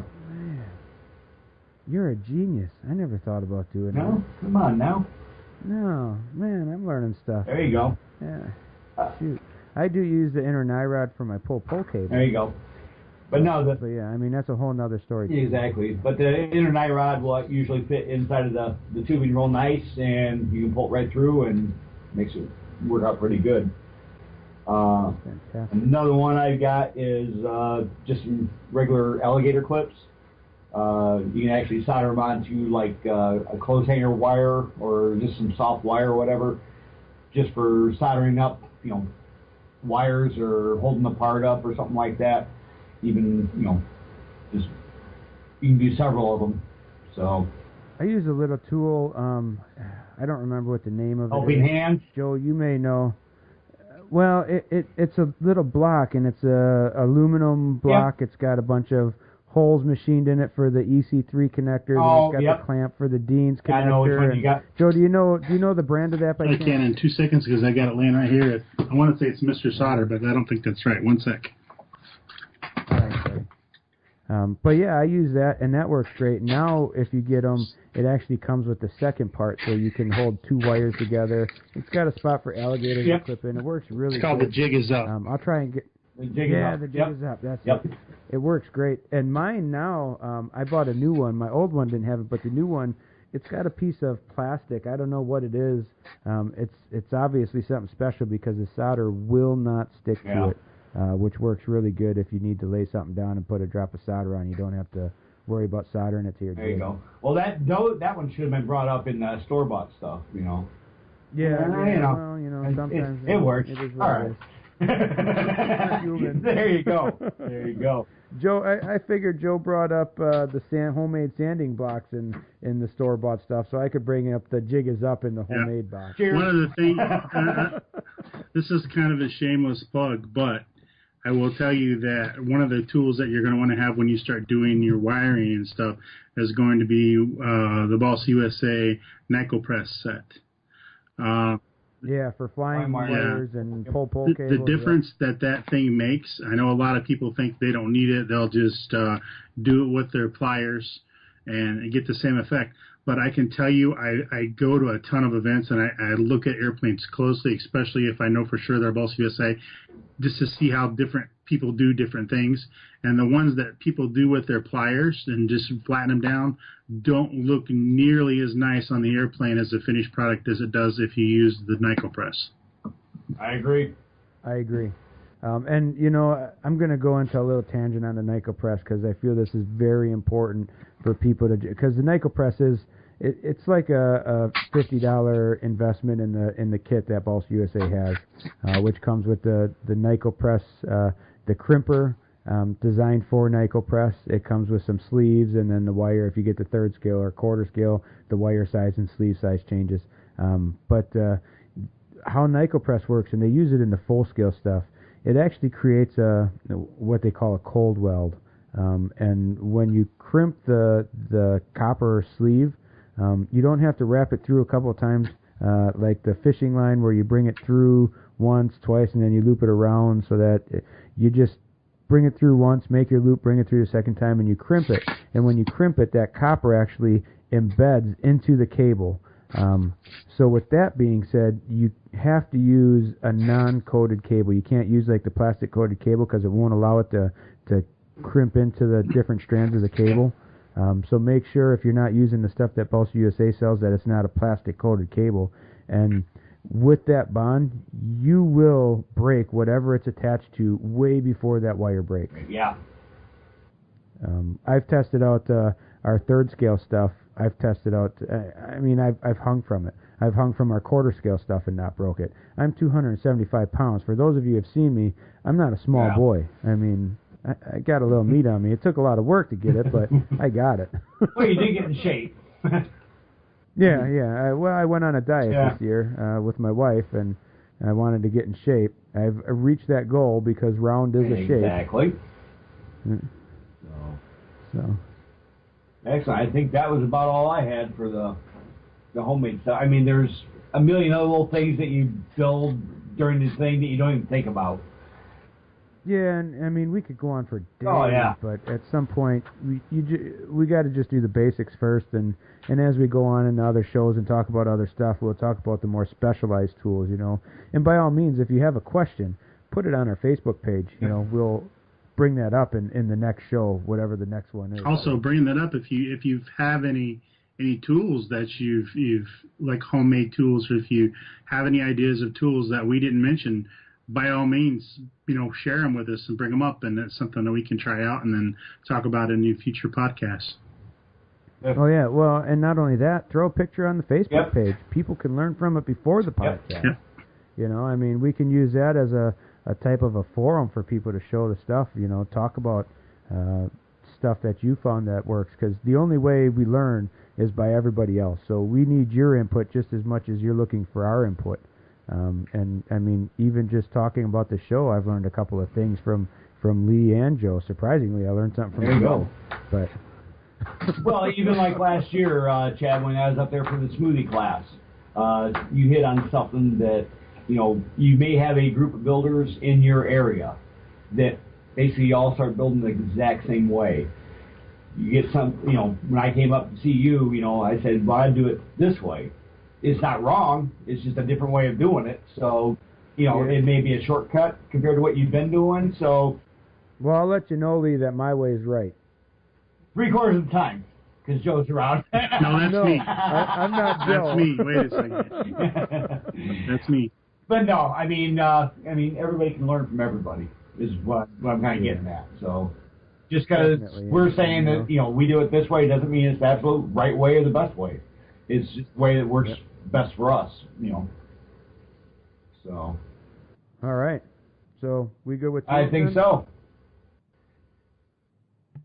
You got anything more you want to add? Not on tools. No, I think we're good. All right. You guys mind if we take another quick break so I can go get something from my throat? There you go. Quick? That's good. Are you looking for your next RC project? Look no further than Balsa USA, specializing in giant scale World War I kits all the way down to smaller sport models that will fit in the back of your car. I'm sure they'll have the kit for you. Check them out at www.balsausa.com. All right, guys, we're back. I don't know what shameless plug I put in there, but I'm sure I put something in there. There you go. So we're moving on to the next phase of the show. This is going to be more of a reoccurring one. What's happening? This is where we're going to talk about new products, what we have going on in our personal workshops, stuff like that, what we've been working on since the last show. So I'm going to start this one off. I want to talk about, I just designed a new product for Balsa USA. It's our glue caddies. We have a small and a large one. They work great. Check them out. I'm going to put a link on here.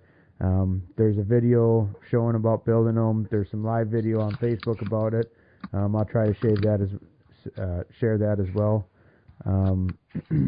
Mean Joe says he needs some. And Lee needs some. I got to send some out to you guys. Yeah, I'll get those. But yeah, so that's what a new product I had going on at work. Another cool thing that I have going on at work that I wanted to talk about is a video manual.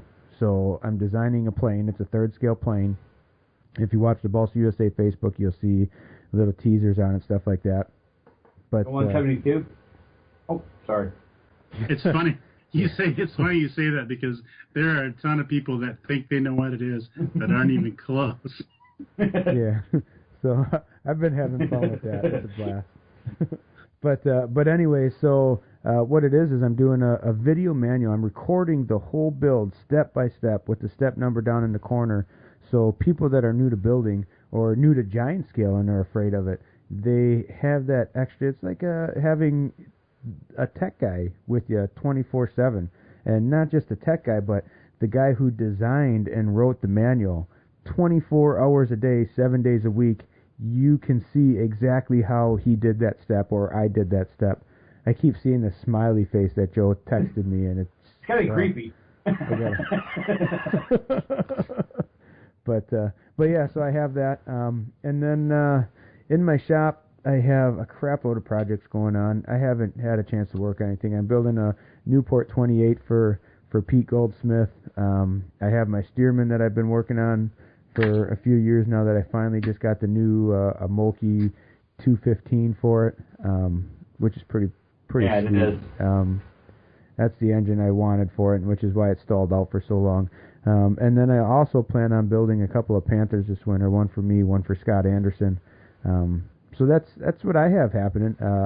What do you have happening, Joe? Well, right now, of course, we're getting back into building season. Of course, because of my work with RC groups and Flying Giants, there's always ARFs on the table. I do have the smoothie build that's going to be ready to cover here pretty quick. It's in the final stages of being ready, and one of my biggest endeavors for this winter season is I actually went to the NASA Scale Classic in Muncie and got hooked on competing in the scale competitions.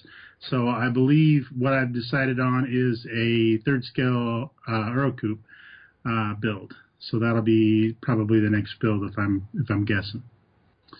And other than that, just working stuff. I do want to put this out here. It's kind of a shameless plug for Chad. If we run any more build classes, and I don't know if this is something that Chad has on his radar, but if you ever, because obviously you're going to want to follow us on Instagram, you want to follow us on Facebook, all that stuff to keep tabs on what's going on. If we run, or if Chad decides to run another build class, that is a fantastic resource. It's kind of like what Chad's doing with the video manual, except it's done live, so you can ask live questions. And I took part in the Smoothie XL build class, and it's a fantastic resource for being able to have somebody basically in your shop with you, helping you get through parts that you don't understand. So keep your eyes out in the future for any of those that you see. Yeah, to touch on that, I don't know if I'm going to do another build class. It was a lot of work, and it took a lot of time. I didn't even have enough time through the winter to completely finish the build before I started traveling again, which is kind of why I did the podcast also, because it's something that we can pre-record, and it doesn't need to be done at a specific date and time every time. If I did do another build class, it would probably be a pre-recorded thing that I just put the videos up. But I mean, I guess that's why I'm doing the video manual, is more to take place of the build class. It was just super tough. I had a lot of people. The majority of the people were overseas that were in it too. Timing. So it just didn't. Yeah, timing is an issue. I live in the central time zone, which most of the builders, the hot spot for RC is, I mean, there's a lot going on in the Midwest, but the hot spots really are California and New York. So trying to do a class where people from California and New York can participate, it gets super tough. Yep, definitely. So forget everything I just said, and... Yeah, I plan on doing a lot more how-to videos and stuff like that. I can take the time to do those quick things. They go good and easy. It doesn't take a crap load of time away from my building time. But I do contract builds, so I got to get those done too. I got to keep my customers happy as much as the rest of the general public happy. So look for the how-to videos, quick how-to videos on stuff. Like I said, keep saying, the Balsa USA website, www.balsausa.com. If you look on the left-hand side of the screen, there's going to be airplane kits or model airplane kits, and then the very next one is going to be Balsa USA videos. Go in there. I post them all on there or on the Balsa USA YouTube channel. I'm going to also open up a YouTube channel for the ChadLee's Show, where we can post the audio, and if we do live video, stuff like that, I can post them on the YouTube channel so people have another access point to get the shows on there too. There you go. Cool. Fair enough, Joe? Absolutely. Fantastic. You got anything more that you want to add into what's happening? No, not really. I think that's about it. I mean, it's just a bunch of building. I mean, I'm looking at least 6 projects right now, so... Yeah. How many of them are ARFs, though? Well, there's a lot of this time of year. I get a lot of equipment, so I've got equipment, and there's 3 ARFs sitting there. Yeah, that are all about 3/4 of the way. Yeah, they come like that actually. Oh, see what I did there? Yeah. Nice. A little precursor to how Joe got his name. All right. What else you got? You got something, Lee? Yeah. Just getting back from all the traveling. I thought it'd be done at the very end of September, but I took one more road trip first week of October there, so came up and seen Chad and Boss USA and picked up a couple airplanes and brought them back. But just now it's a shame you had to bring your wife. I know, and I had to go a long way to get there. I mean, all the way around Lake Michigan. That's a heck of a drive. Oh, I hate that drive. Man. So, although it's not like going through Chicago. No, it's not. I'll take that drive any day. So you went north then. Yeah. You went up and around. Well, you have to go north to get to my house from Lee's house. No well, I matter mean, which way you go, you're going north. went side of Lake Michigan is what I'm trying to say. Yeah. Yeah, he went up through Michigan, over to Mackinac Mackinac Bridge. Yep. Through the UP. Down through the UP, down some dirt roads, man. Don't you know? I'm still chucking rocks out of my wheels from that adventure. It's funny because I'm making fun of the accent, but I'm sure there's going to be a lot of people that listen to this that think, man, is that guy from Canada? Definitely. So, but yeah, basically back here just trying to get everything, all my traveling stuff packed away and get the workshop cleaned up. And I've got one of my, I got Boss USA 3rd scale D7 putting together. It's in its final stages of construction anyway. Get that done, and then I got to get back on my quarter scale Bates P39 that I've been working on the last 2 years. So I got to get that thing done. Yeah, I got to get that thing done. We're going to put a link to that also. Your Facebook build page on there. There you also. Go. So yeah. So we'll have to get some of this information. Hopefully I remember everything that I said we're getting. There you go. Yeah, well, I'll try to remember too. So, but yeah, that's something that's got to get going here. So it's been sitting in my workshop too long now. Got to do something with it. So I know there's other people that want to see it go too. So, but once I get some more Pet G, so I can pull some in case John Howe's left. That's for John Howe. Yeah, it's Pet G's, pull some canopies because people are wanting to buy them. So we'll keep plugging away here and see what we can do. All right, fantastic. That brings us to the Freedom of Information Act. Man, so Lee and I we got together last night and Skyped and talked about the show a little bit, what we were going to name stuff. And we tried getting Joe Vermillion in on it, but he could only reach 3/4 of the way to his keyboard to hit the answer button on Skype. So he has no idea what this Freedom of Information Act is outside of the show notes and reading what's below it. He can figure it out, I'm sure. But we said, what do we want to call this? And Lee goes, what is it where you get information from a governing body? And I said, well, shit, I don't know. Let me Google it. That's my favorite thing, GTS, Google that shit. And we Googled it and found out, hell, there's a Freedom of Information Act where you have to be able to get information. So we're incorporating the Freedom of Information Act into our show, and that's where you guys get to ask questions, and we answer those questions. Some of them will be answered with, we cannot answer that question if they're completely inappropriate. But we will address every question that we get asked when I put up a post or when Lee puts up a post saying, hey, we're getting ready to do a show. Do you have any questions? And some of them are personal questions that are just off the wall. And we're going to answer them because that's what it's about. We want it to be fun for you guys also. So let's get into the Freedom of Information. We should have like the Star Spangled Banner. I think so. Play while we do this, there's got to be some sound patriotic shit going on. Whew. And we're going to do one of two things to you. We're either going to tell you the truth or we're going to lie to you. I mean, it's that simple. Yeah. definitely. I got my phone buzzing here. Facebook, make sure it's not somebody coming in with a late question here. Nope. All right. So yeah, we'll get started. The first question, well, we had a couple of people, and I tried to keep them in order, but at the same time organize them so that they flow in a halfway decent way.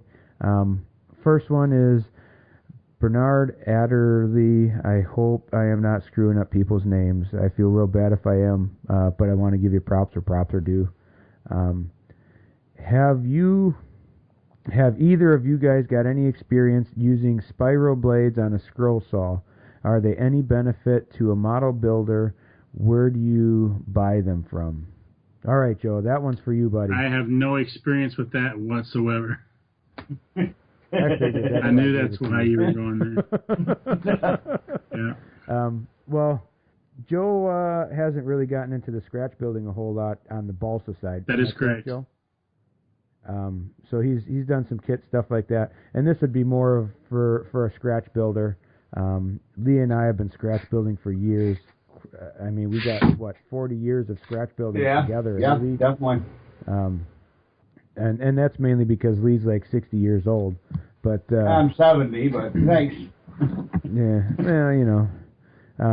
But anyways, I have got a lot of experience using spiral blades on scroll saws. How about you? I got a little bit. I end up usually went right back to my regular bandsaw blade, just because when I did try the spiral saw, I was dirt poor. I couldn't even afford another beer, so I'd have to borrow people's beers.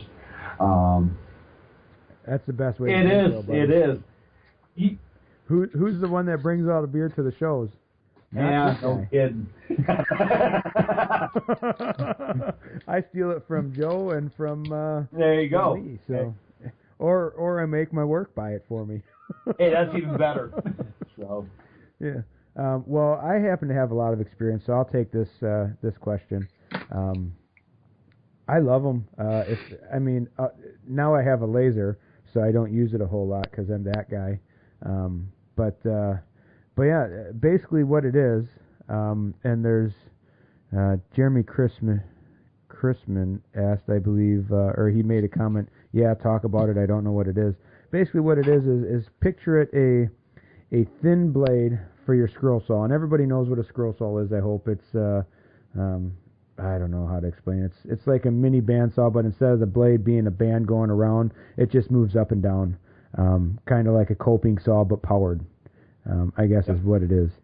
But anyways, so it's a thin blade for that, and what they do is they twist it, so that way there's teeth on all the sides of it, and it's more of a round blade at that point. You know, it's a straight blade with teeth on one side, but they spin it around so that basically how it works is you can push your blade or your material in straight in like you normally would, and then once you're halfway in, you can start going to the left and cut sideways.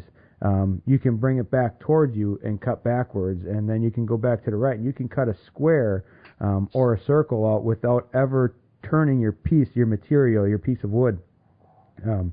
And I tell you what, it works really good when you're cutting out ribs, because you don't always have the depth in the scroll saw machine, because it's basically like a C with a blade on one side, so you don't always have the depth to be able to turn a rib around, especially when you're getting into big planes. I mean, I got a half-scale cub, a half-scale tri-pacer, stuff like that, and it works really good then because you only have to go in 4 inches or 5 inches on a half scale to cut the whole rib. You have plenty of room, and then you got unlimited, left and right, how much area you have.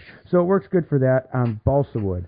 You start getting into light ply, and you got to start cutting a lot slower with it, or they'll break or flex real bad, which is, I mean, any jigsaw or scroll saw blade will do that on you. I should say scroll saw, not jigsaw. But and hard ply, aircraft ply, stuff like that, you get into 1/8 inch and up on that, and it starts getting worthless too. But there is a huge benefit to the modeler, in my opinion, especially if you don't have access to a laser, And I did see on Facebook where there's starting to be some libraries that have lasers in the library and 3D printers in the library. I never knew about that. I wasn't much of a studier when I was a kid, so I couldn't tell you how often I've been in a library. Well, I probably could. I could count it on one hand how often I've been in a library. So they didn't have Playboys in the libraries I went to. But I'm going to say this a lot for people. Where do you buy them from? I buy a lot of my stuff from Amazon, plain and simple. If I can't get it from Balsa USA or at like a trade show or something like that, I get a lot of stuff from Amazon, and that's terrible because it hurts the little guy. But I mean, the truth of the matter is, I get it in a day, and I go to one place, and everybody's got price quotes on it. So that's terrible to say, but it's the truth of our world today. Any of you guys want to add anything to that? No, I mean, when I did use it, I did like it, but like you said, I was using it in white ply and aircraft ply, and that's basically when I broke mine, and I just kind of went back to my, because I had 1,000, troll saw blades, so I was like, I want to do that, so, but no, they do work nice. Sounds good. All right. So, all right. Now, Bernard Adderley had another question. Is a small benchtop grinder / polisher a tool worth spending money on for model building? If so, which ones are you using? My first answer would be no. If you got a Dremel, you've taken the place of that tool. Because you can buy a lot of attachments for that Dremel that's going to do the exact same thing as that bench grinder is going to do and take up a lot less space. I agree. Yeah. One tool versus having to have two tools is always better. Yep. And outlets become at a premium too as far as electrical. Like my shop, I'm really limited on electrical outlets. So. Well, I'll tell you one thing I did, and this works real good. I don't know if you guys ever noticed on my workbench, but I have outlets on the side of my workbench, and they all string in and they plug into one outlet. So I can, every 2 feet I have an outlet on the bottom of my workbench. So I can plug in my drills, my tools, anything that needs a plug. I have a bunch of spots I can plug it into right on my workbench so I don't have extension cords. And then it's just one cord that plugs into the wall from my workbench. It's like an extension cord that's split off and attached to my Actually, going back to tools, the Stanley makes that contractor's breaker bar thing that drills. That's what I've got. I've got it drilled right into the board on my bench, and I use it to plug stuff into. And then I only take up one wall socket. Yeah. On the bench grinder thing, I could see, and I've got this on my list of things to grab. I'm slowly grabbing my power tools as I go here. I could see maybe one of the smallish, like the Skill little desktop grinders, our sander, I mean. I could see that. But as far as like what Lee was saying, as a grinder and polisher, I really can't think of anything that would be an application for that you'd really even need it. Again, Dremel covers you for all that stuff. Yeah, and I have one at work, and I use it at work once in a while when I'm prototyping out a new metal part that I'm going to add that we haven't made a stamping for yet. So a scratch builder may find that they want to round off a piece of metal, but normally you're doing such small stuff that once it's cut to the rough shape, you could use a file. A good file will do the job for you just as easy as a grinder. And you're dealing with balsa. So watch out, Chad. Yeah, well, exactly. Yep. Uh-oh, my wife just came in. Really? You're running it all the way from the inside, the front of the door, all the way over here? I'm Yay! Chad's the first one to get yelled at on the podcast. By a significant other. I love you, Becky. Hi, Becky. All right, so we will move on. And I will act like Becky's not sitting right behind me. Becky, just so you know, we're not using the video, so if there's anything you want to do while he's on camera, it's perfectly okay. I know you get the headset on. All right. Anyways, we'll go back to the questions. Next one. I mean, we're done with the grinder polisher one. I'm pretty sure you get the point. I do one thing a polisher would probably work good on is some people on our Newports and pups and stuff like that. They'll polish the aluminum cowl up to a chrome finish. Basically, you'd probably want an electric polisher for that. But I mean, that's a rare thing that you do that on. So I would say it's not worth spending the money on unless you have every other tool out there and there's nothing else you want. Exactly. If you got a corded Dremel, use that money and buy a cordless Dremel. Exactly. Yep. So, all right, we will go on to Debbie Howe's, which I don't know if this came from Debbie or from John. The Howes are a good friend of ours. We go to a lot of the shows with them. It's a family affair. They have John Howe, Debbie Howe, his wife, and then their daughter, Katie Howe, which also flies. I mean, all three of them fly, and they all go to the events. It's great. Good group of people. I've been on like 5 dates. Happy birthday, late Katie. Dates. Yeah. Oh, yeah. Happy birthday, Katie. She just turned 18. So she's fair game now. Sorry, John. Yep. But anyways, her question is, can you go over some of the pros and cons of some of the fabric covering on the market? Oh, excuse me for a second. Okay. Yeah, I had to cough. I don't know. I'm apparently talking too much. Not enough beer, whatever it is. Good thing I don't have that problem. You know, the pros, the fabric covering, I mean, that we're probably going to do a topic on later on, closer towards springtime, when people are doing the covering, like January-ish. But I will answer it real quickly, briefly.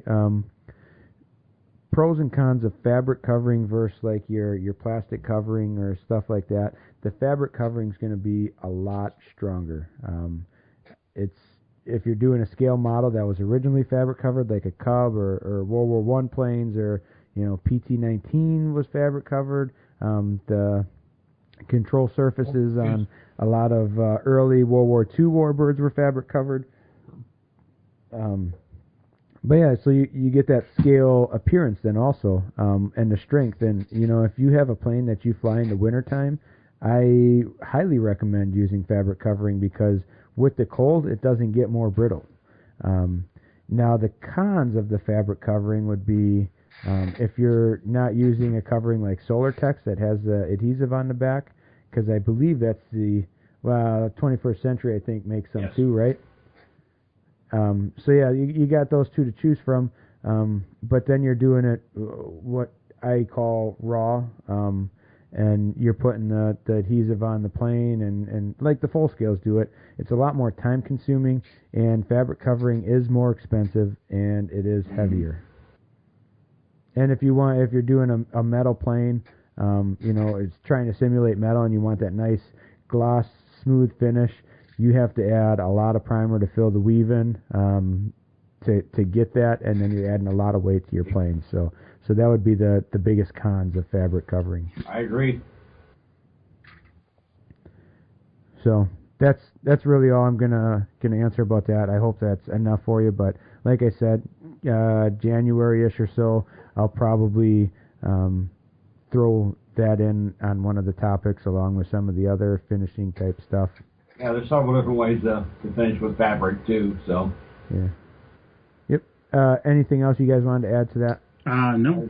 I think that's good for right now. Other than the topic. Durability would probably be the best thing, because I do have an extensive ARF collection. I will tell you that.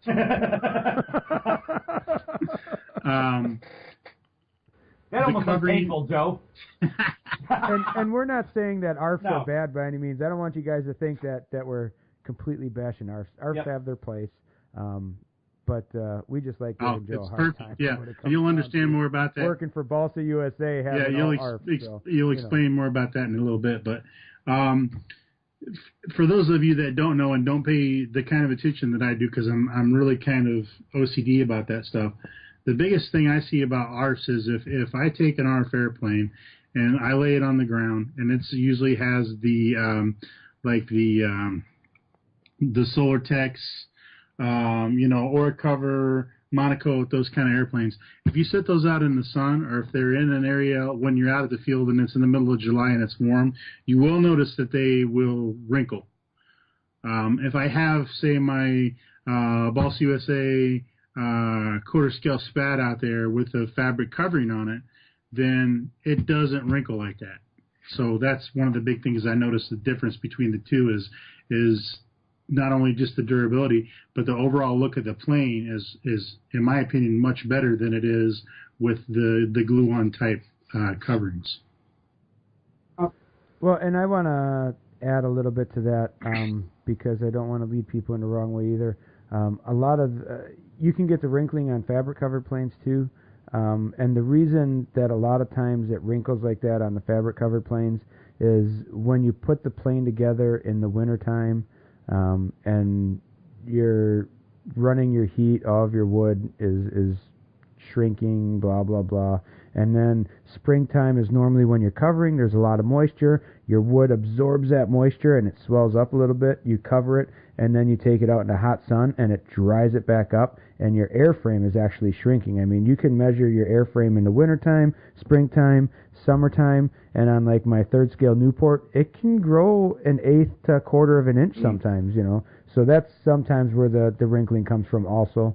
But yeah, fabric covering is a lot better to absorb that wrinkling and shrinking and expanding a lot better than the plastic type stuff.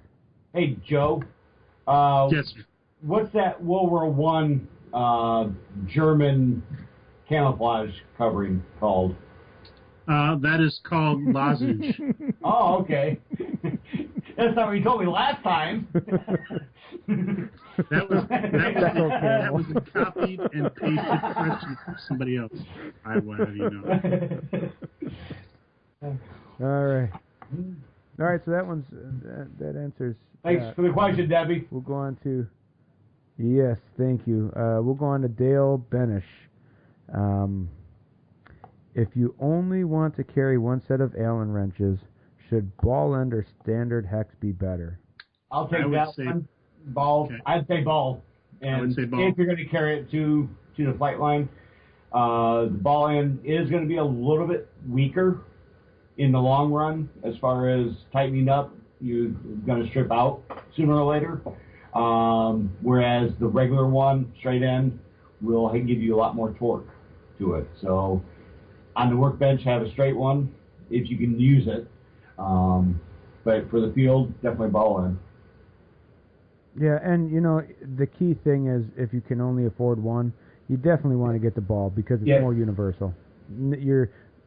I've so many times you don't get a straight run on your hex. So definitely, it just makes it that much easier to work on stuff. So yeah, we're all in agreement with that one. For sure. All right, number 5 is for Mean Million. Okay. Jeremy Chrisman. Just wait. I want to tell a story about Jeremy before we get started. If you can only see the video right now, right above Chad's head. Yeah. So I put a furnace in my garage at the end of last winter, and it's a ceiling-mounted furnace. Being in my balsa workshop, basically, I put it upside down, so all my electronics were facing down, and the dust wouldn't settle on them. Well, people started commenting on Facebook saying, "Oh, you installed it upside down." I said, "Yeah, I did that on purpose," and I explained the reason why. Lee, being the smartass that he is, said, "Oh, you're going to have to be careful because now your intake tube is on the bottom, or your gas line input is on the bottom, and it's natural gas is really heavy, and might not get up to the top." And Jeremy Chrisman bit hook, line, and sinker. I mean, he swallowed the bait, and it was at his asshole. Oh we man, set the hook. we almost ran out of line on a reel. It was hilarious. So then, of course, we did our preheater. Heat gun. Yeah, heat gun turbo thing. So yeah, we gave him a hard time about that. I don't even know how he became friends with us on Facebook, but he did. He's in the chair force in Germany right now, so waiting to EPS. Yeah. So, but anyways, why is Joe called Mean Joe? Okay, so as most of you know, before I worked for Balsa USA, I worked for another ARF manufacturer, and we were in our meetings in Toledo. Toledo, for those of you that don't know, is the big trade show that happens in Toledo, Ohio every year. And for as many years as I think it's going to be around still, it's probably a go-to thing. You get a lot of good deals on stuff and whatnot. But there's a little bar in the hotel in Toledo, and it's a very small bar. I would say probably the bar section has got maybe, 100, 150 capacity in it. It's a very small place. And we're sitting at the table right after the show ended, having our little team meeting. Okay, so we got together with the owners and all the employees, and we were standing there having our yearly, team meeting. And as the evening wore on, it got louder. And as it gets louder, because myself being over 20 years in the factory and the Marine Corps before that and all the things I've done, my hearing isn't the best. So in these environments, I'm a Marine. So in these environments, I don't hear well. So I'm all, and I just keep leaning in closer to the meeting so I can hear what's going on. And a good friend of mine, Mr. Matt Gunn, that at the time I was not working with RC groups or Flying Giants yet, and a buddy sitting next to me at the table says he kind of hits me, he's tapping me, and I said, what? And he goes, that guy over there is screaming at you to try to get your attention. And it was Matt Gunn standing across the bar with Jim T. Graham from RC Groups, and at the time Jim T. was doing a live video. And he finally gets my attention, so I go over there to say hi. And as I stand up, he goes, and ladies and gentlemen, this here is Mean Joe Vermillion. And since that day, that's what they have all called me. And that's why it grew from that. And now I'm going to expand on this and ask the question, why are you called three-quarter? Okay, so that is Tygon Johnny's fault. So, Nightcad Johnny. Johnny Stopper. At Joe Knoll, he was Nightcad Johnny because he did shut down to Joe Knoll. Yeah, I guess he was. Yeah. So we're at Joe Knoll, and we're in the camper, and I was working on, of all things, I know this is going to be hard to believe, but I was working on a review for ARF. And all right, wait, hold up. Let me set the tone for this. Okay, so sit right back in here. Is working for Balsa USA. Balsa USA pays for him to get into Joe Knoll, and he's building an ARF. As he's working for Balsa USA, he's building a Chinese. I was multitasking. All right, carry on. Here I am building this airplane, and it actually ended up being. I can't speak too much about it yet because the review's not live yet, but the plane was fantastic. It really was very well done. And so we're standing in the trailer at the end of the day, and they're asking questions about this and that and the other. And Johnny hadn't seen it yet. And he said something, well, what's it like? And I said, you haven't seen it yet. I said, I've got it about 3/4 done. Come out and check it out. And he goes, well, come out of the box 3/4 done. So yeah, it was awesome. Every quarter Joe. It was awesome, Joe. Definitely. All right, so this is a question for Lee, again by Jeremy Chrisman. Why does Lee like to go barefoot at the flying events, and what is the worst thing he has stepped in while barefoot? Now remember, he's a plumber. Basically, the reason I go barefoot, as a kid growing up, I was outside all the time. This is before we had video games all the time. You know, like the kids are now, they're glued in the house and whatnot. Basically, on a Saturday morning, I was kicked out of the house. You had to go play outside. You couldn't be in the house. You know, a lot of times it was hot and whatever, so I was always barefoot. We was always in the pool and whatnot, so that's just one of the things that sticks with me. I'm always barefoot. I'm used to walking on stones and everything else, so it doesn't bother me too much. As far as the worst thing that I ever stepped in, keep in mind that I am a plumber. I would have to say it would be a beer that got spilled. Poop washes off, you know, so that's not a big deal. But a beer that's spilt, it's wasted beer, you know. It's kind of bad, you know. So that would have to definitely be the worst thing I've ever stepped in. You know, to me, shit's money, so you know, that's just another dollar sign there. So. Oh, we got more stories on that. Yeah, that's an entirely another podcast. So, public service announcement I have a few friends that like to walk around barefoot at the field. I know Lee does, and I know Greg Wright is pretty famous for walking around barefoot. Pulling into the AMA for the NASA competition, I'm at the AMA. I'm literally backing my trailer in to the parking space in the grass. I picked up a flat piece of steel and my tire on my trailer, and it come off the rim. It popped it so fast. Yeah. So public service. So you basically got 3/4 of the way there before. I was like 98% there. I was 3/4 of the way. Always 3/4. Yeah. Well, I didn't have my 1/6 scale pilot behind me helping me figure it out. You know, third scale. All right. So now I guess the next one is for me by Jeremy Chrisman also. Who do we need to write to get Chad a raise because he deserves it? Well, I appreciate you thinking I deserve a Chad raise. Gets raise. But I guess the biggest person that you'd have to talk to is Cardboard Mark. But you got to wait in line because he is waiting for the village people to return. Cardboard Mark. So. Yes, you know. And I'll tell you the story on Cardboard Mark, and I mean, I'm kind of blowing this question off, Jeremy, I'm sorry, but I don't know if my bosses would appreciate me telling you to have them contact them saying I need a raise, so we'll pull it off on a tangent. I had to do I had to do a presentation at a banquet for Indiana Warbird Campaign at Muncie, and I was given the history of Balsa USA, blah, blah, blah. Well, Linda Crooks, the person who puts it on, did a flyer and an announcement saying that Chad Osmus and Mark Enderby was going to be speaking for this from Balsa USA.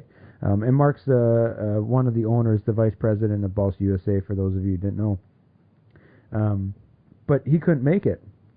So I said, well, I'm going to make sure Mark's there. And I proceeded to, with the company credit card, of course, buy a life-size cardboard cutout of Mark so he could be there. And we've been having a blast with him ever since.